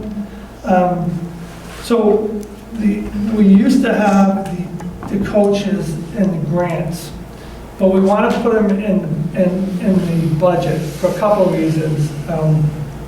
One, so we know they're always going to be there and they'll be funded because we've had really great success with them so far. And 2, we're starting to see a decrease in our grant funding, especially in Title I. Unfortunately, regionalization has been great in a lot of ways, but one of the things that's impacted and has had somewhat of a negative impact on is our Title I. And it's because these schools on their own, they meet a threshold for poverty, the poverty threshold. But when they put them together, they average them out. So what it does is it brings us right below that threshold. And so it's had somewhat of a negative impact. Also, it's a function of the census reports to some degree. When people don't fill out the census for either because they don't want Big Brother, knowing what they're doing, or they don't think it's important, or they have a certain amount of people in a rental apartment and they don't want anybody to know that. It affects Title I. It affects us because, and this is specific almost always to rentals, which concerns me also about the amount of rentals we're putting in these towns. We'll educate the students we get, no question about that, but if you have 3 or 4 kids in the apartment, you put 1, we own all 4 of those students, but for the census purpose, we only get credit for 1. And so that happens, and it happens more often than you think. So there's a lot of moving parts when it comes to Title I and assigning that, so, we'll keep an eye on it. But for this item, we're just hoping to get these into the budget so that we can finance them every year and make sure they stay. We've had, like I said, we've had great success with them. Technology funding for Chromebooks to replace the aging hardware. This is one of the areas that year after year has been pushed to the side. And so we have a lot of Chromebooks, and I think Paul was starting to talk about this, that is really starting to age out, that we need to replace. And that's part of our district improvement thing. That is. All the things in red All the are things in in our- red, yeah. And funding for the curriculum, replacement of old materials, and expiring contract. Carol just talked about that, but we have a lot of items in ELAs, math, science, and also in social studies that that are sort of aging out too, that we need to replace. And online subscriptions that we need to update. Most of the time now, the money used to really be in the textbooks. The money now is in the subscriptions. It's on the online stuff now. The summer custodial workers is not in our plan. Those are actually students we hire. We've hired them on and off, and we get, it's good for them. We tend to hire students, and we get a lot of work from them. It tends to be a time of the year when custodians go on vacation. There's a lot of work to be done. So we'd like to budget for 2 staff for 6 weeks. Specialized training for SPED teachers, the in Gillingham. I think Karen has talked about that. That's for 1 teacher in each school. And then for the other items, summer library open a couple of days at BES. They piloted that last year. It's a $600 item. They piloted that last year, and they had a lot of success with it, and they want to do it again this year. I don't think anybody's going to argue with summer reading. And again, that's something that's not in the plan. ACE came up with it last year. There was a suggestion from the media specialist, and he went along with it, and it worked out well. Wellness committee stipend, that's something that Karen's working on. It's all part of these new standards that are going to be coming out. So we have to continue that work. Secretarial support for the curriculum director. I think Carol produces more professional development material and instructional materials than anybody in the district. And she's the only one who doesn't have anybody, so we'd like to budget for just 12 hours a week to help her out. Insurance repair, maintenance, purchase, and replacement, that's in our plan. That's something that we do it, but again, it's not done on a regular basis, so it gets behind. And then all of a sudden it costs a ton of money. So we'd like to get a consistent plan. Again, we do have it in the district improvement plan. So those are the above level service items that we're going to be asking for. Any questions? Sir Chairman? Yes. Craig Cusimano, Boylston resident and Boylston Finance Committee member. Can I ask a question? Sure. So ready to learn that? Sure. It's non-inflammatory, I promise. It's okay if it is. I can handle it. I'm just wondering if the Berlin per capita student expenditure includes the SPED expenditure. Yes. It's a total. It's the year-end report. So it's everything. Okay. And a function of that is the fact that the school is very small, so you're putting their building fixed costs, the administration, the principal, over a small number of students. And the building can support more students. Thank you. So these are the costs of the items, the above-level service requests that were just presented by Jeff. Instruction and support includes the teaching positions, the paraprofessionals, the kindergarten at Berlin. And also there's some shifting, so some of the math specialist cost comes out of the Berlin number and moves to Boylston. Some of the math tutor cost comes out of Boylston and moves to Berlin, so they kind of wash. And all those instructional support costs include benefits costs too. We made assumptions on people enrolling in benefit plans. The curriculum replacement is to fully fund all the identified needs for curriculum. And I just want to kind of remind people that in our district improvement plan, we're trying to get to a point where we had kind of a steady state budget, so we didn't have to ask for more curriculum funds each year. This would get us there. I think this year actually might even be a little bit higher than a typical year because of the timeline of things that we need to renew. But our goal with this is to get us fully funded so that going forward, what we have in our operating budget will cover all of our curriculum needs. So then we wouldn't need to be asking for additional funds for curriculum in the future. It would just be built into the budget. As opposed to, for example, when we had to ask for some curriculum materials a couple years ago through capital. The technology replacement is similar, trying to build our capacity. We've purchased Chromebooks over the years, or we've actually had some donated as well through the PTO in Boylston, and some of these, particularly in Tohoto, are reaching end of life. They were new when we got the new building. So we really need to refresh those. The technology replacement is Chromebooks for Boylston, includes some hardware and Chromebooks at Tohoto. Also related to that, next year is the first year that the rural schools grant drops off. We've gotten between $40,000 and $50,000 on that annually for Tohoto. The Berlin Memorial School received it a couple of years ago and in the past, but it didn't meet the requirements anymore based on population density. So because of that, we've lost a source of funding, that we've used some of that rural schools money for technology. So that's part of the reason why we're asking for $18,000 in Tohoto. Professional development includes Orton Gillingham training, includes stipends for the wellness committee, and a few other items. And other includes secretarial support. Jeff mentioned 12 hours. Well, we do currently have 6 hours in the budget, so it's an increase of 6 hours for that position.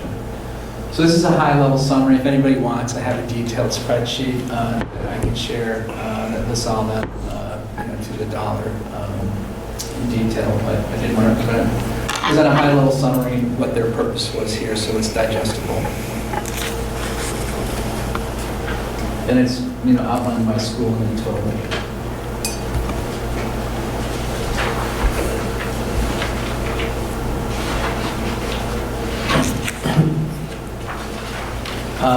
Before I go into year over year, into presented numbers, I just want to comment on a couple of things. We went through a lot of transition last year where we took things out of municipal budgets and moved them to the regional budget. And most of that was kind of digested last year. There's a couple items left that we have this year.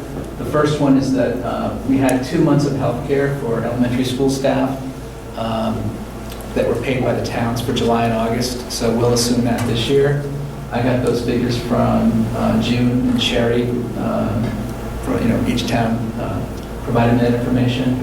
So I added those costs when I compared to FY20. I added those to our existing FY20 to arrive at a restated FY20 budget so we can compare apples to apples.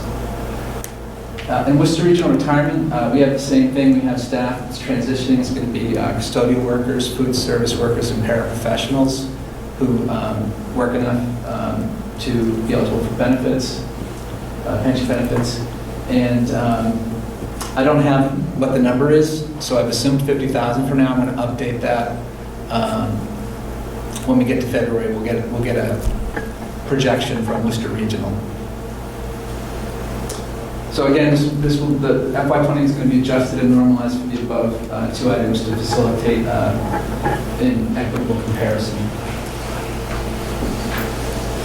And so here's how the budget looks. In the top section, the color shading doesn't come out too well on this, it looks like.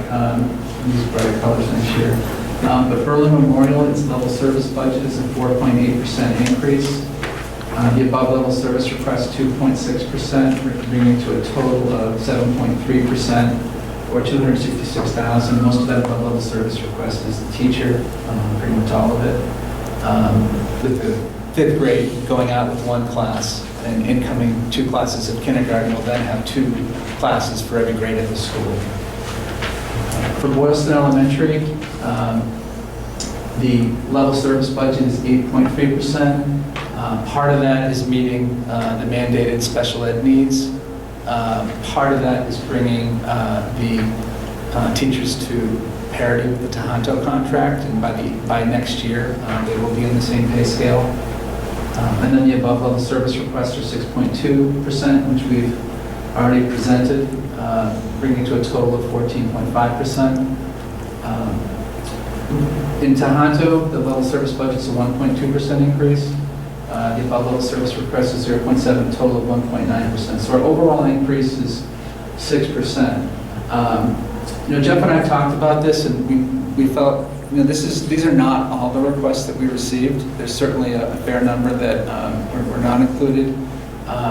But we felt like for a preliminary budget, we wanted to represent what we felt were the needs with the principals, administrators, and we thought were the needs of the schools to run the schools as optimally as they can be run. We recognize there's some financial constraints, but we'll get to that in another slide. So what we attempted to do here is to lay out, we haven't kind of looked at this before in our preliminary presentation, is lay out the cost of each school and assign them to the 2 towns.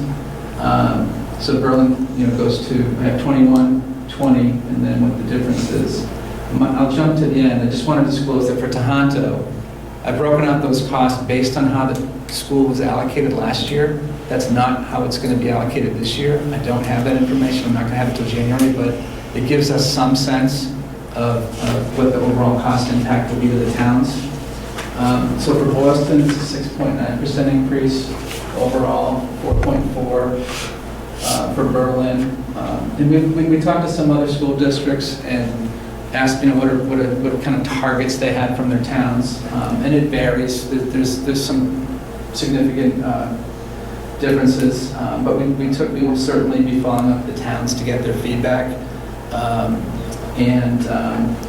But we did want to look at this and have an idea of, with what our preliminary presentation was, what do we think we're going to need to look at in terms of cuts that we know about, and we think we're going to have to cut $28,000 from the Berlin budget, either its share of Tohoto coming down or somewhere from the Berlin Memorial budget. So we haven't really done this necessarily in the preliminary budget before. We've kind of just sent the budget to the towns and said, what do you think?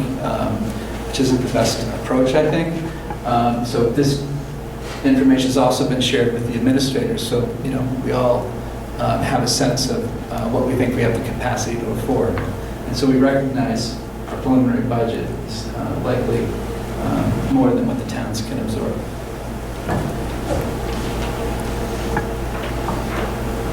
Just going over the year-over-year changes by school, Boylston 14.5% increase. $235,000 is the above level service request that was presented previously. $106,000 is an increase in sped tuition and transportation costs. $128,000 is a contractual increase related to the teachers' contract settling. That $128,000 out of the total comes out to, I think, 2.9% of the overall 14% increase. Then we have a $30,000 increase for transportation of foster care students. And there's some other contractual and inflationary increases for level service items like maintenance costs, utilities, things like that. So those are the drivers of the Boylston Elementary year-over-year change. For Berlin Memorial, it's the $94,000 and above. Their overall increase is $267,000. $94,000 above level service requests. That's essentially almost all the teacher that we need to add. There's a $76,000 increase for contractual increases related to the settlement of teachers' contracts. We're also reducing the use of school choice funds. We use a little bit more than we take in, and our goal through this budget will be to align what we take in for revenue with what we spend. Not completely. We'll still overspend school choice, spend it down a little bit. Similarly, there's some special ed foster transportation costs, and we anticipate having our first retiree in Berlin have some healthcare costs to pay related to that. And the remainder is contractual increases of 2%, inflation increases for level services.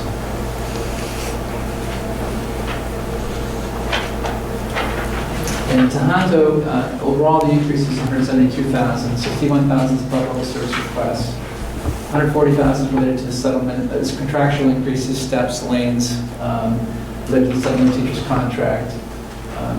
At Tohoto, we've been overspending our school choice revenue by 200,000. So we've been taking in 450. We budgeted to spend 650. That's not sustainable. So we look to close the gap a little bit more than halfway with our first pass budget. We also, in part, do that because we recognize that we have a small increase in the budget this year, and if we don't do it now, it's going to be very difficult to do some other time. 86,000's based on guidance from our insurance company. We'll get more detailed information in January.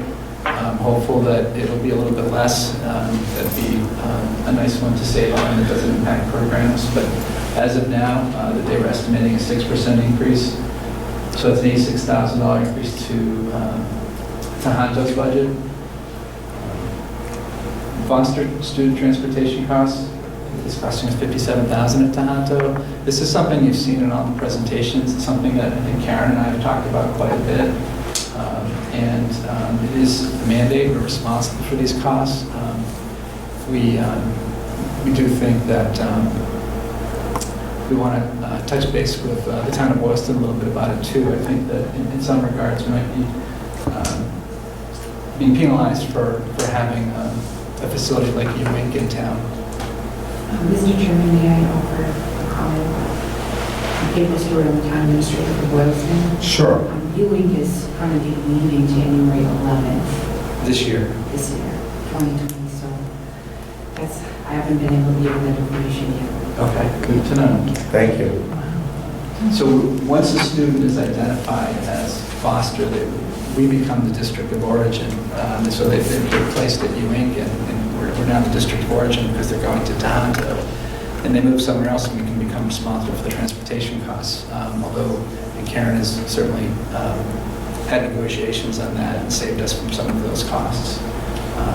So that's something we'll monitor, and hopefully over time it changes. The $16,000 Jeff referred to decreases in grant funding. We had a $40,000 decrease in Title I funding. So part of the position at Tohoto was funded by Title I, the social worker position. So that $16,000, instead of being paid for by a grant, has to come out of the general fund now. So the offset here is significant is we've had some expensive placements. Students graduate or age out at the age of 22. So our out-of-district tuitions are coming down by $388,000. And that's offsetting the above costs. So our overall increase again is 1.9%. Bob, may I make an observation? Sure. Sorry. I think it's really important what you're doing about the school choice funds and reducing the reliance on them, especially when we speculate that enrollment will increase in the two towns, which will reduce the number of available school choice seats overall. We're going to have to give up that reliance on school choice funds one way or the other. Right. So the revenue in Tohoto has actually gone down a little bit from 450 to, I think it's going to be 420 and 425 this year. So I think it's important, that we do that. The year that we get to a point where we can't overspend, it becomes a huge budget hit when we can't use it at all.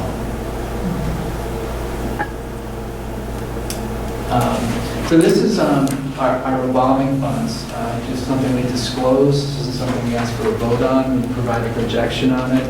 I just want to comment that we talked about this, I think we talked about it during regionalization, Jeff and I talked about it. We wanted to keep Berlin School Choice, Boylston School Choice, and Tohoto School Choice separate. We thought it was important because each district, each school came into the regionalization with different amounts of money, had different assumptions built into their budget on it. So that's what we've done. You can see, and then we talked about the usage of more than we're, so we budgeted to actually use 650. We found 50,000 in reductions to help bring us down, but we're taking in 420, so we're going to bring it down from 847 to 667, down to 567. Berlin is in fairly good shape. I do see that as a safety net. At some point, if we had a capital need, we could potentially access that if the town didn't have money. What I've heard from other school districts, what they like to do is align their school choice revenue and expense, and then if you have reserves in these funds, you can use it for one-time things, for example, like curriculum. So we were asking for curriculum this year. We don't really have what we would consider a sufficient amount of school choice in the Boylston budget based on how much we budget to use each year. And once we get to a point where we're level with the expense and revenue on school choice that we're budgeting, we're comfortable, we're not going to be spending it down, we'll be more comfortable accessing it. The other funds are at each school. Most of the circuit breaker money is Tohoto. It's going to decline significantly because we've had those expensive placements age out. Just an FYI, the after-school programs at the elementary schools, athletics is just at Tohoto. I think we're in decent shape. A lot of the athletic funds are intended to, it was communicated to me, it was intended to cover, some of it was intended to cover track replacement costs when we have to replace the track at Tohoto. So a substantial portion of that's earmarked for that purpose. So overall, we used close to 2.6 million. Last year, we anticipate this year we anticipate using about 140,000 less next year. Next are capital requests. The people are familiar with, many people have heard this better presentation a couple times. The gym space above ceiling space to access the HVAC units above the gym needs to be shored up, and we have a design and a quote for around $95,000. The quote was $93,000. The quote's a couple of years old, so we added a couple thousand. But we'll see what the exact cost is. But we're estimating the cost of that work's $95,000. The street ceiling, we've seen it. It's got some buckling on it. It's something that we feel like we need to do and can't push off another year. Other items that were requested by the principal, the outdoor basketball court, he says it's not in great shape. Students are falling and tripping and hurting themselves. The asphalt in the parking lot, our facilities manager wants to do some repairs to that as well.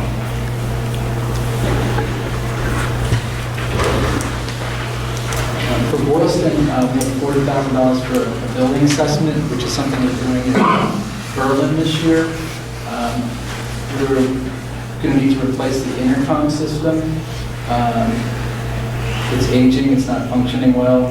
We view it as a safety need to be able to communicate to the whole school. There are some roof leaks that we've done as much little patching as we can on our own, and this will address some of the issues that we have there. And the last item is that the HVAC controls are pneumatic right now, and we want to replace them with electric controls that will be more reliable, and also the pneumatic controls are aged and older and need to be replaced.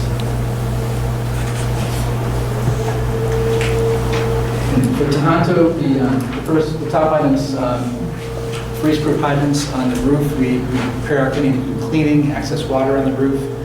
The custodians have to go to the edge of the roof and throw a hose over. They're not really they're not OSHA compliant in what they're doing. We either need to install some hitches and get them attached to it for them to do that, or we could provide water access on the building, which we thought was probably a better solution. So that's included this year. They had a couple other requests that we are going to defer. And then the rest of the Tohoto capital assessment is capital expenses related to the 2 bonds we have for the building project. And those costs are similar to last year.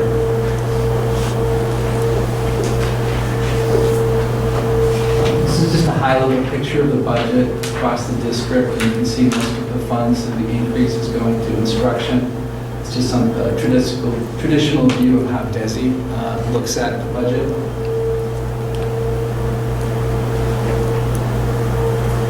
And this picture shows our budget, how much of it, of our overall spending.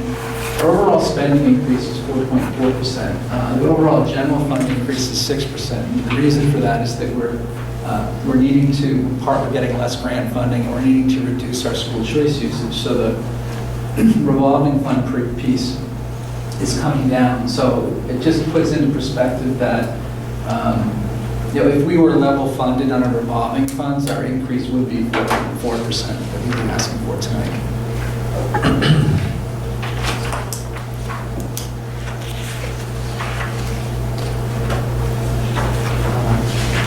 Added this, we haven't typically provided this in the presentation before, but I just wanted to specifically call out our OPEB trust.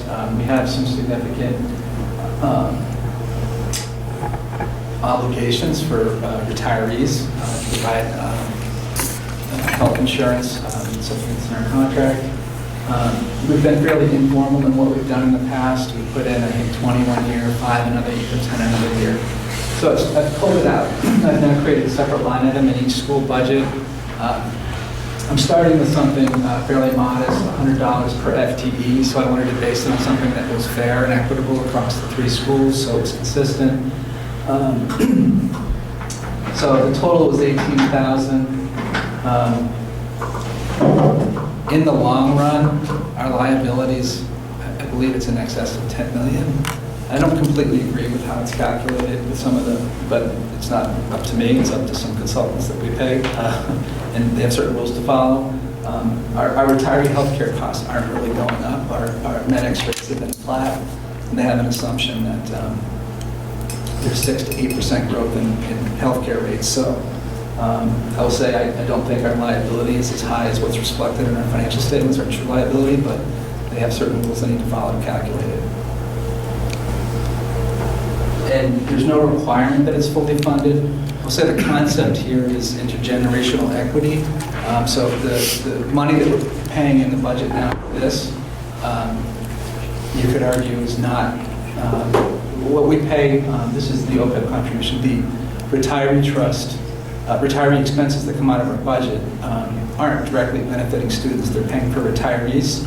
The goal is if you fund the OPEB trust, you use the OPEB trust to just pay for retirees' expenses. You're not using any of your budget to pay for retiree health expenses.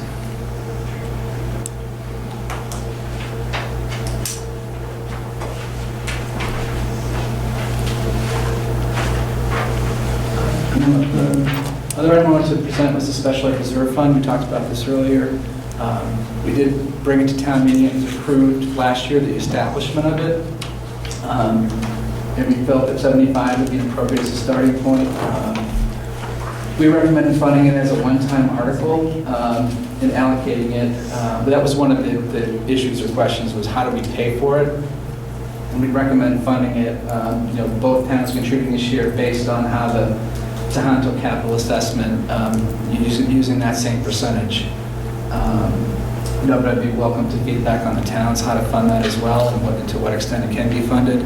I think there might be different ways it can be funded, but that's what we wanted to start with, is just present the idea.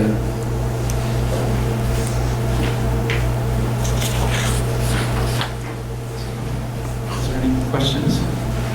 Committee members, share any questions? With the Berlin capital for the asphalt and the blacktop patching, is that something that Highway Department of the town of Berlin can do? Possibly.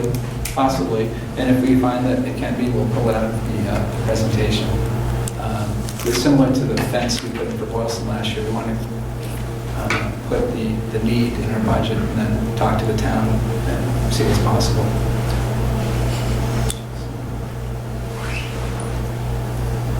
Any other questions from committee members? Any questions from your colleagues? I just want to say thank you for the presentation, and as a newcomer to Berlin, I appreciate the communication from the district.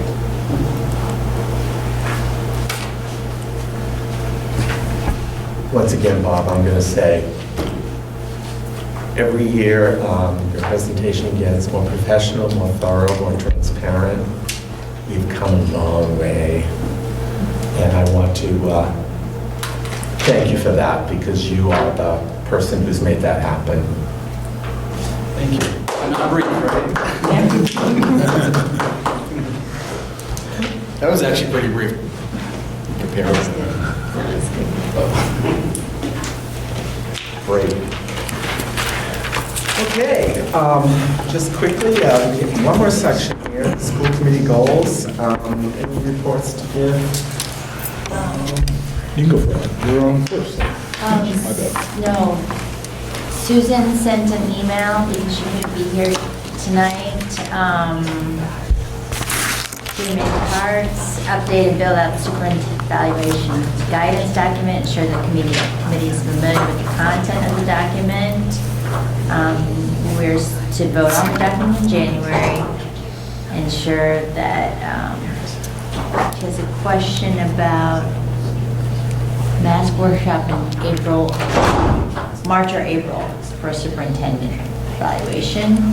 She's wondering if you have a date. Yes. Cliff, you do? Yes, we do. Oh, what is that date? Oh. Well, don't worry about it, don't worry about it. It's scheduled, Dorothy agreed, it's our second meeting in March. So the alternate Yeah, as needed. I think meeting maybe. in March. Okay.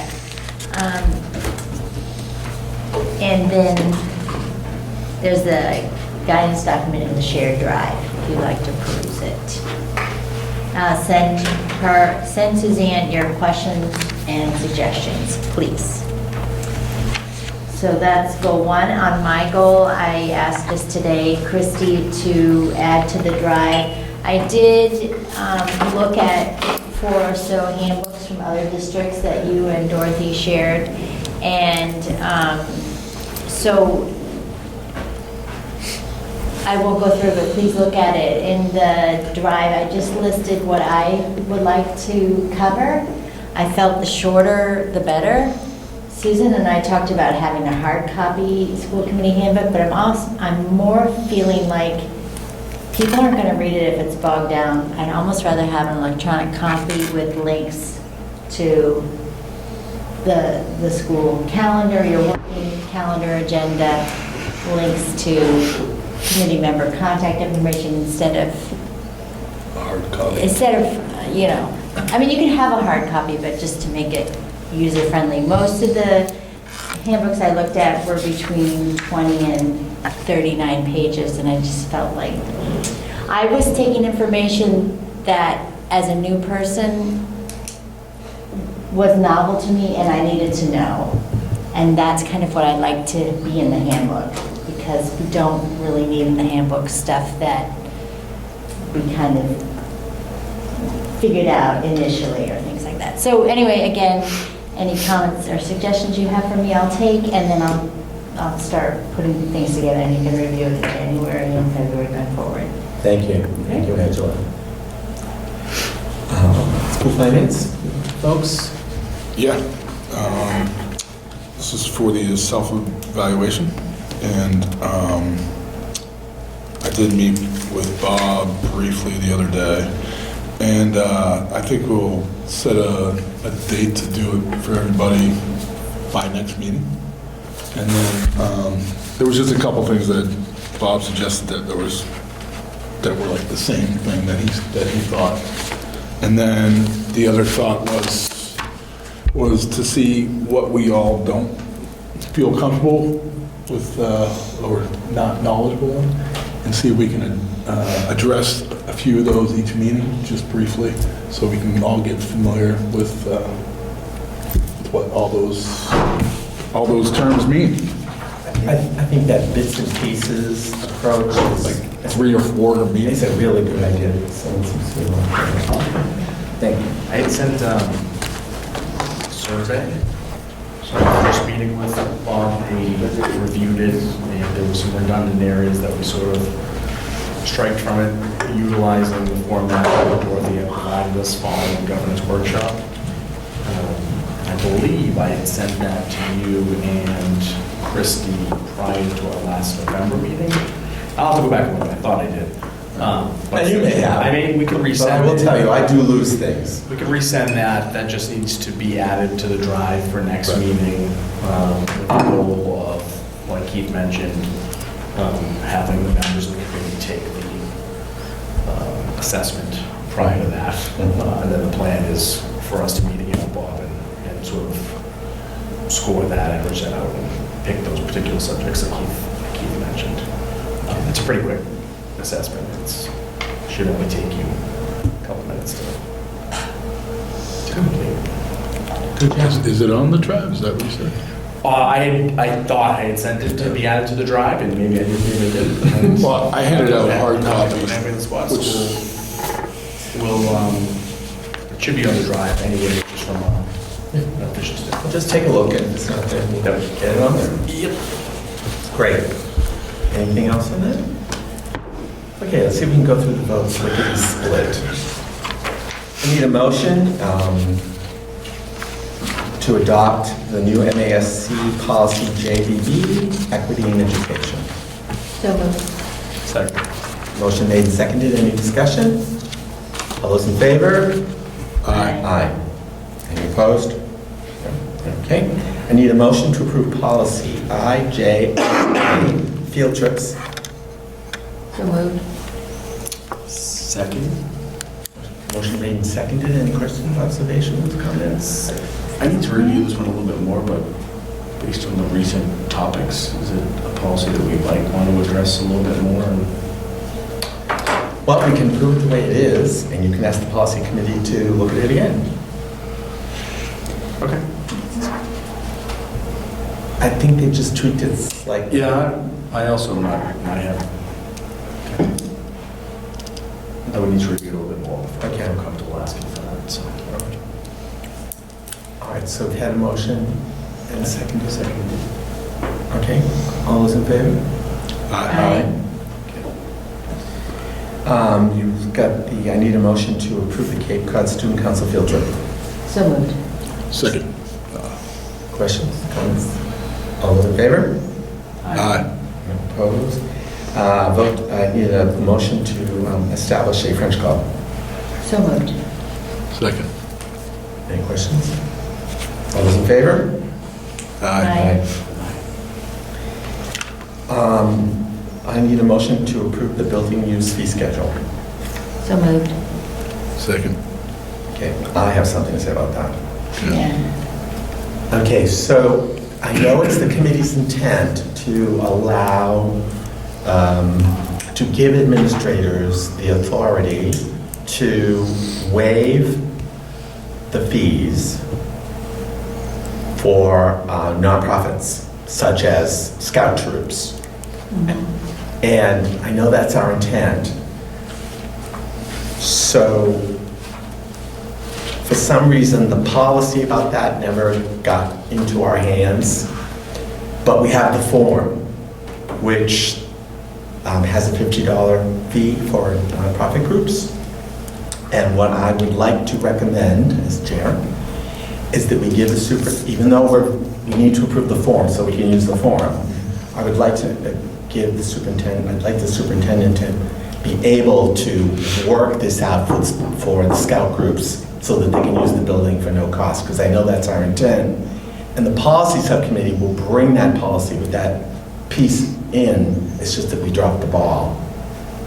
Okay? You know, the policy in Berlin and Boylston have that in there. So that's what, if I remember correctly, that's all the policy committee did, is they just adopted, I think they took the BES one and said, that's what you vote on. Well, I talked to Susan, and she said we want to make it specifically clear in the policy that that's what we intend to do, and that the policy wasn't the committee didn't meet to do that, so that's why the policy is lagging behind the form. I think we should approve the form, but the superintendent in the interim, while we're waiting for the policy to land on our tables, should feel free to waive those fees for nonprofits. But my question is, did we change anything on these forms? Did we change the current fees? But we have one form from all three schools, but they had the school name on it. May I? Yes. So it's just an annual renewal of the fees that happens to come up at this time of year. The policy subcommittee had decided to try to put all three together into one policy, but with Lori's departure and we haven't met, that's just kind of gotten behind. But this is just that annual. Kind of a routine. Yes. Okay. So the expectation is we'd have one form and it would be the Berlin-Boylston Regional School District, not Boylston Elementary or Berlin Memorial. It would be. Yes, and that is in the works. One. It's just, it's a little behind without the We committee kind of member. bumbled along because Lori left. You can vote to allow waivers at the Honto until the committee approves the policy. We don't need to do that. You have the power to do that. No, I don't. Yes, you do, because we're going to give that to Well, you. yeah, that's a vote, right? No, we're just telling you to do that. You don't need to vote on that. Yeah, but the policy here says I can't. If you want us to make it clear, we'll make that. Right now, let's approve the form. All those in favor? Aye. Any opposition? Can I have a motion to authorize the superintendent to waive fees for nonprofit organizations? Second. So moved, seconded. Any further discussion? And that already exists at the elementary schools. You're just asking for it at Tohoto, right? Yes. Yeah, okay. Are we all set? All those in favor? Aye. Aye. Opposed? Okay. We're not, oh yeah, we do have to vote on this. I need a motion to accept the annual donation of $500 from Energy North Incorporated to the Berlin Memorial School to be used towards science-related learning materials. So moved. Second. Made and seconded, questions? All those in favor? Aye. Aye. Bob, you're going to have to guide us on how you want us to vote on the budget. As presented. Just as presented? Yeah. Okay. May I have a motion to approve the initial FY 2021 budget as presented this evening? So moved. Second. Made and seconded. Further discussion? I just want to thank Bob again. I just second everything that Cliff said. I really appreciate your presentation. Thank you. All those in favor? Aye. I need a vote to approve, I need a motion to approve the enrichment mini course revolving fund. So moved. Second. Made and seconded. Discussion? Great I idea. think it's a good idea. I echo that. All those in favor? Aye. Aye. You have 3 first reads for a Tohoto grade 6 field trip to project, is it O or 0? I don't know. Oh, I thought it was O. Is it O? And to Groton. We have the school committee report to the towns that Jim prepared, and we have the job description for the administrative assistant to the curriculum director. First reads. Any questions on any of those? We'll be voting on them at the next meeting. Okay. Are there any further school committee comments or future agenda items that should be noted? Hearing none, I need a motion to go into executive session to conduct strategy sessions in preparation for negotiations with non-union personnel, Superintendent Zangi, and not to reconvene in open session. So moved. Second. Seconded. We need to do a roll call vote. Keith? Aye. Jim? Aye. Aye. All right, we're going to go into executive session.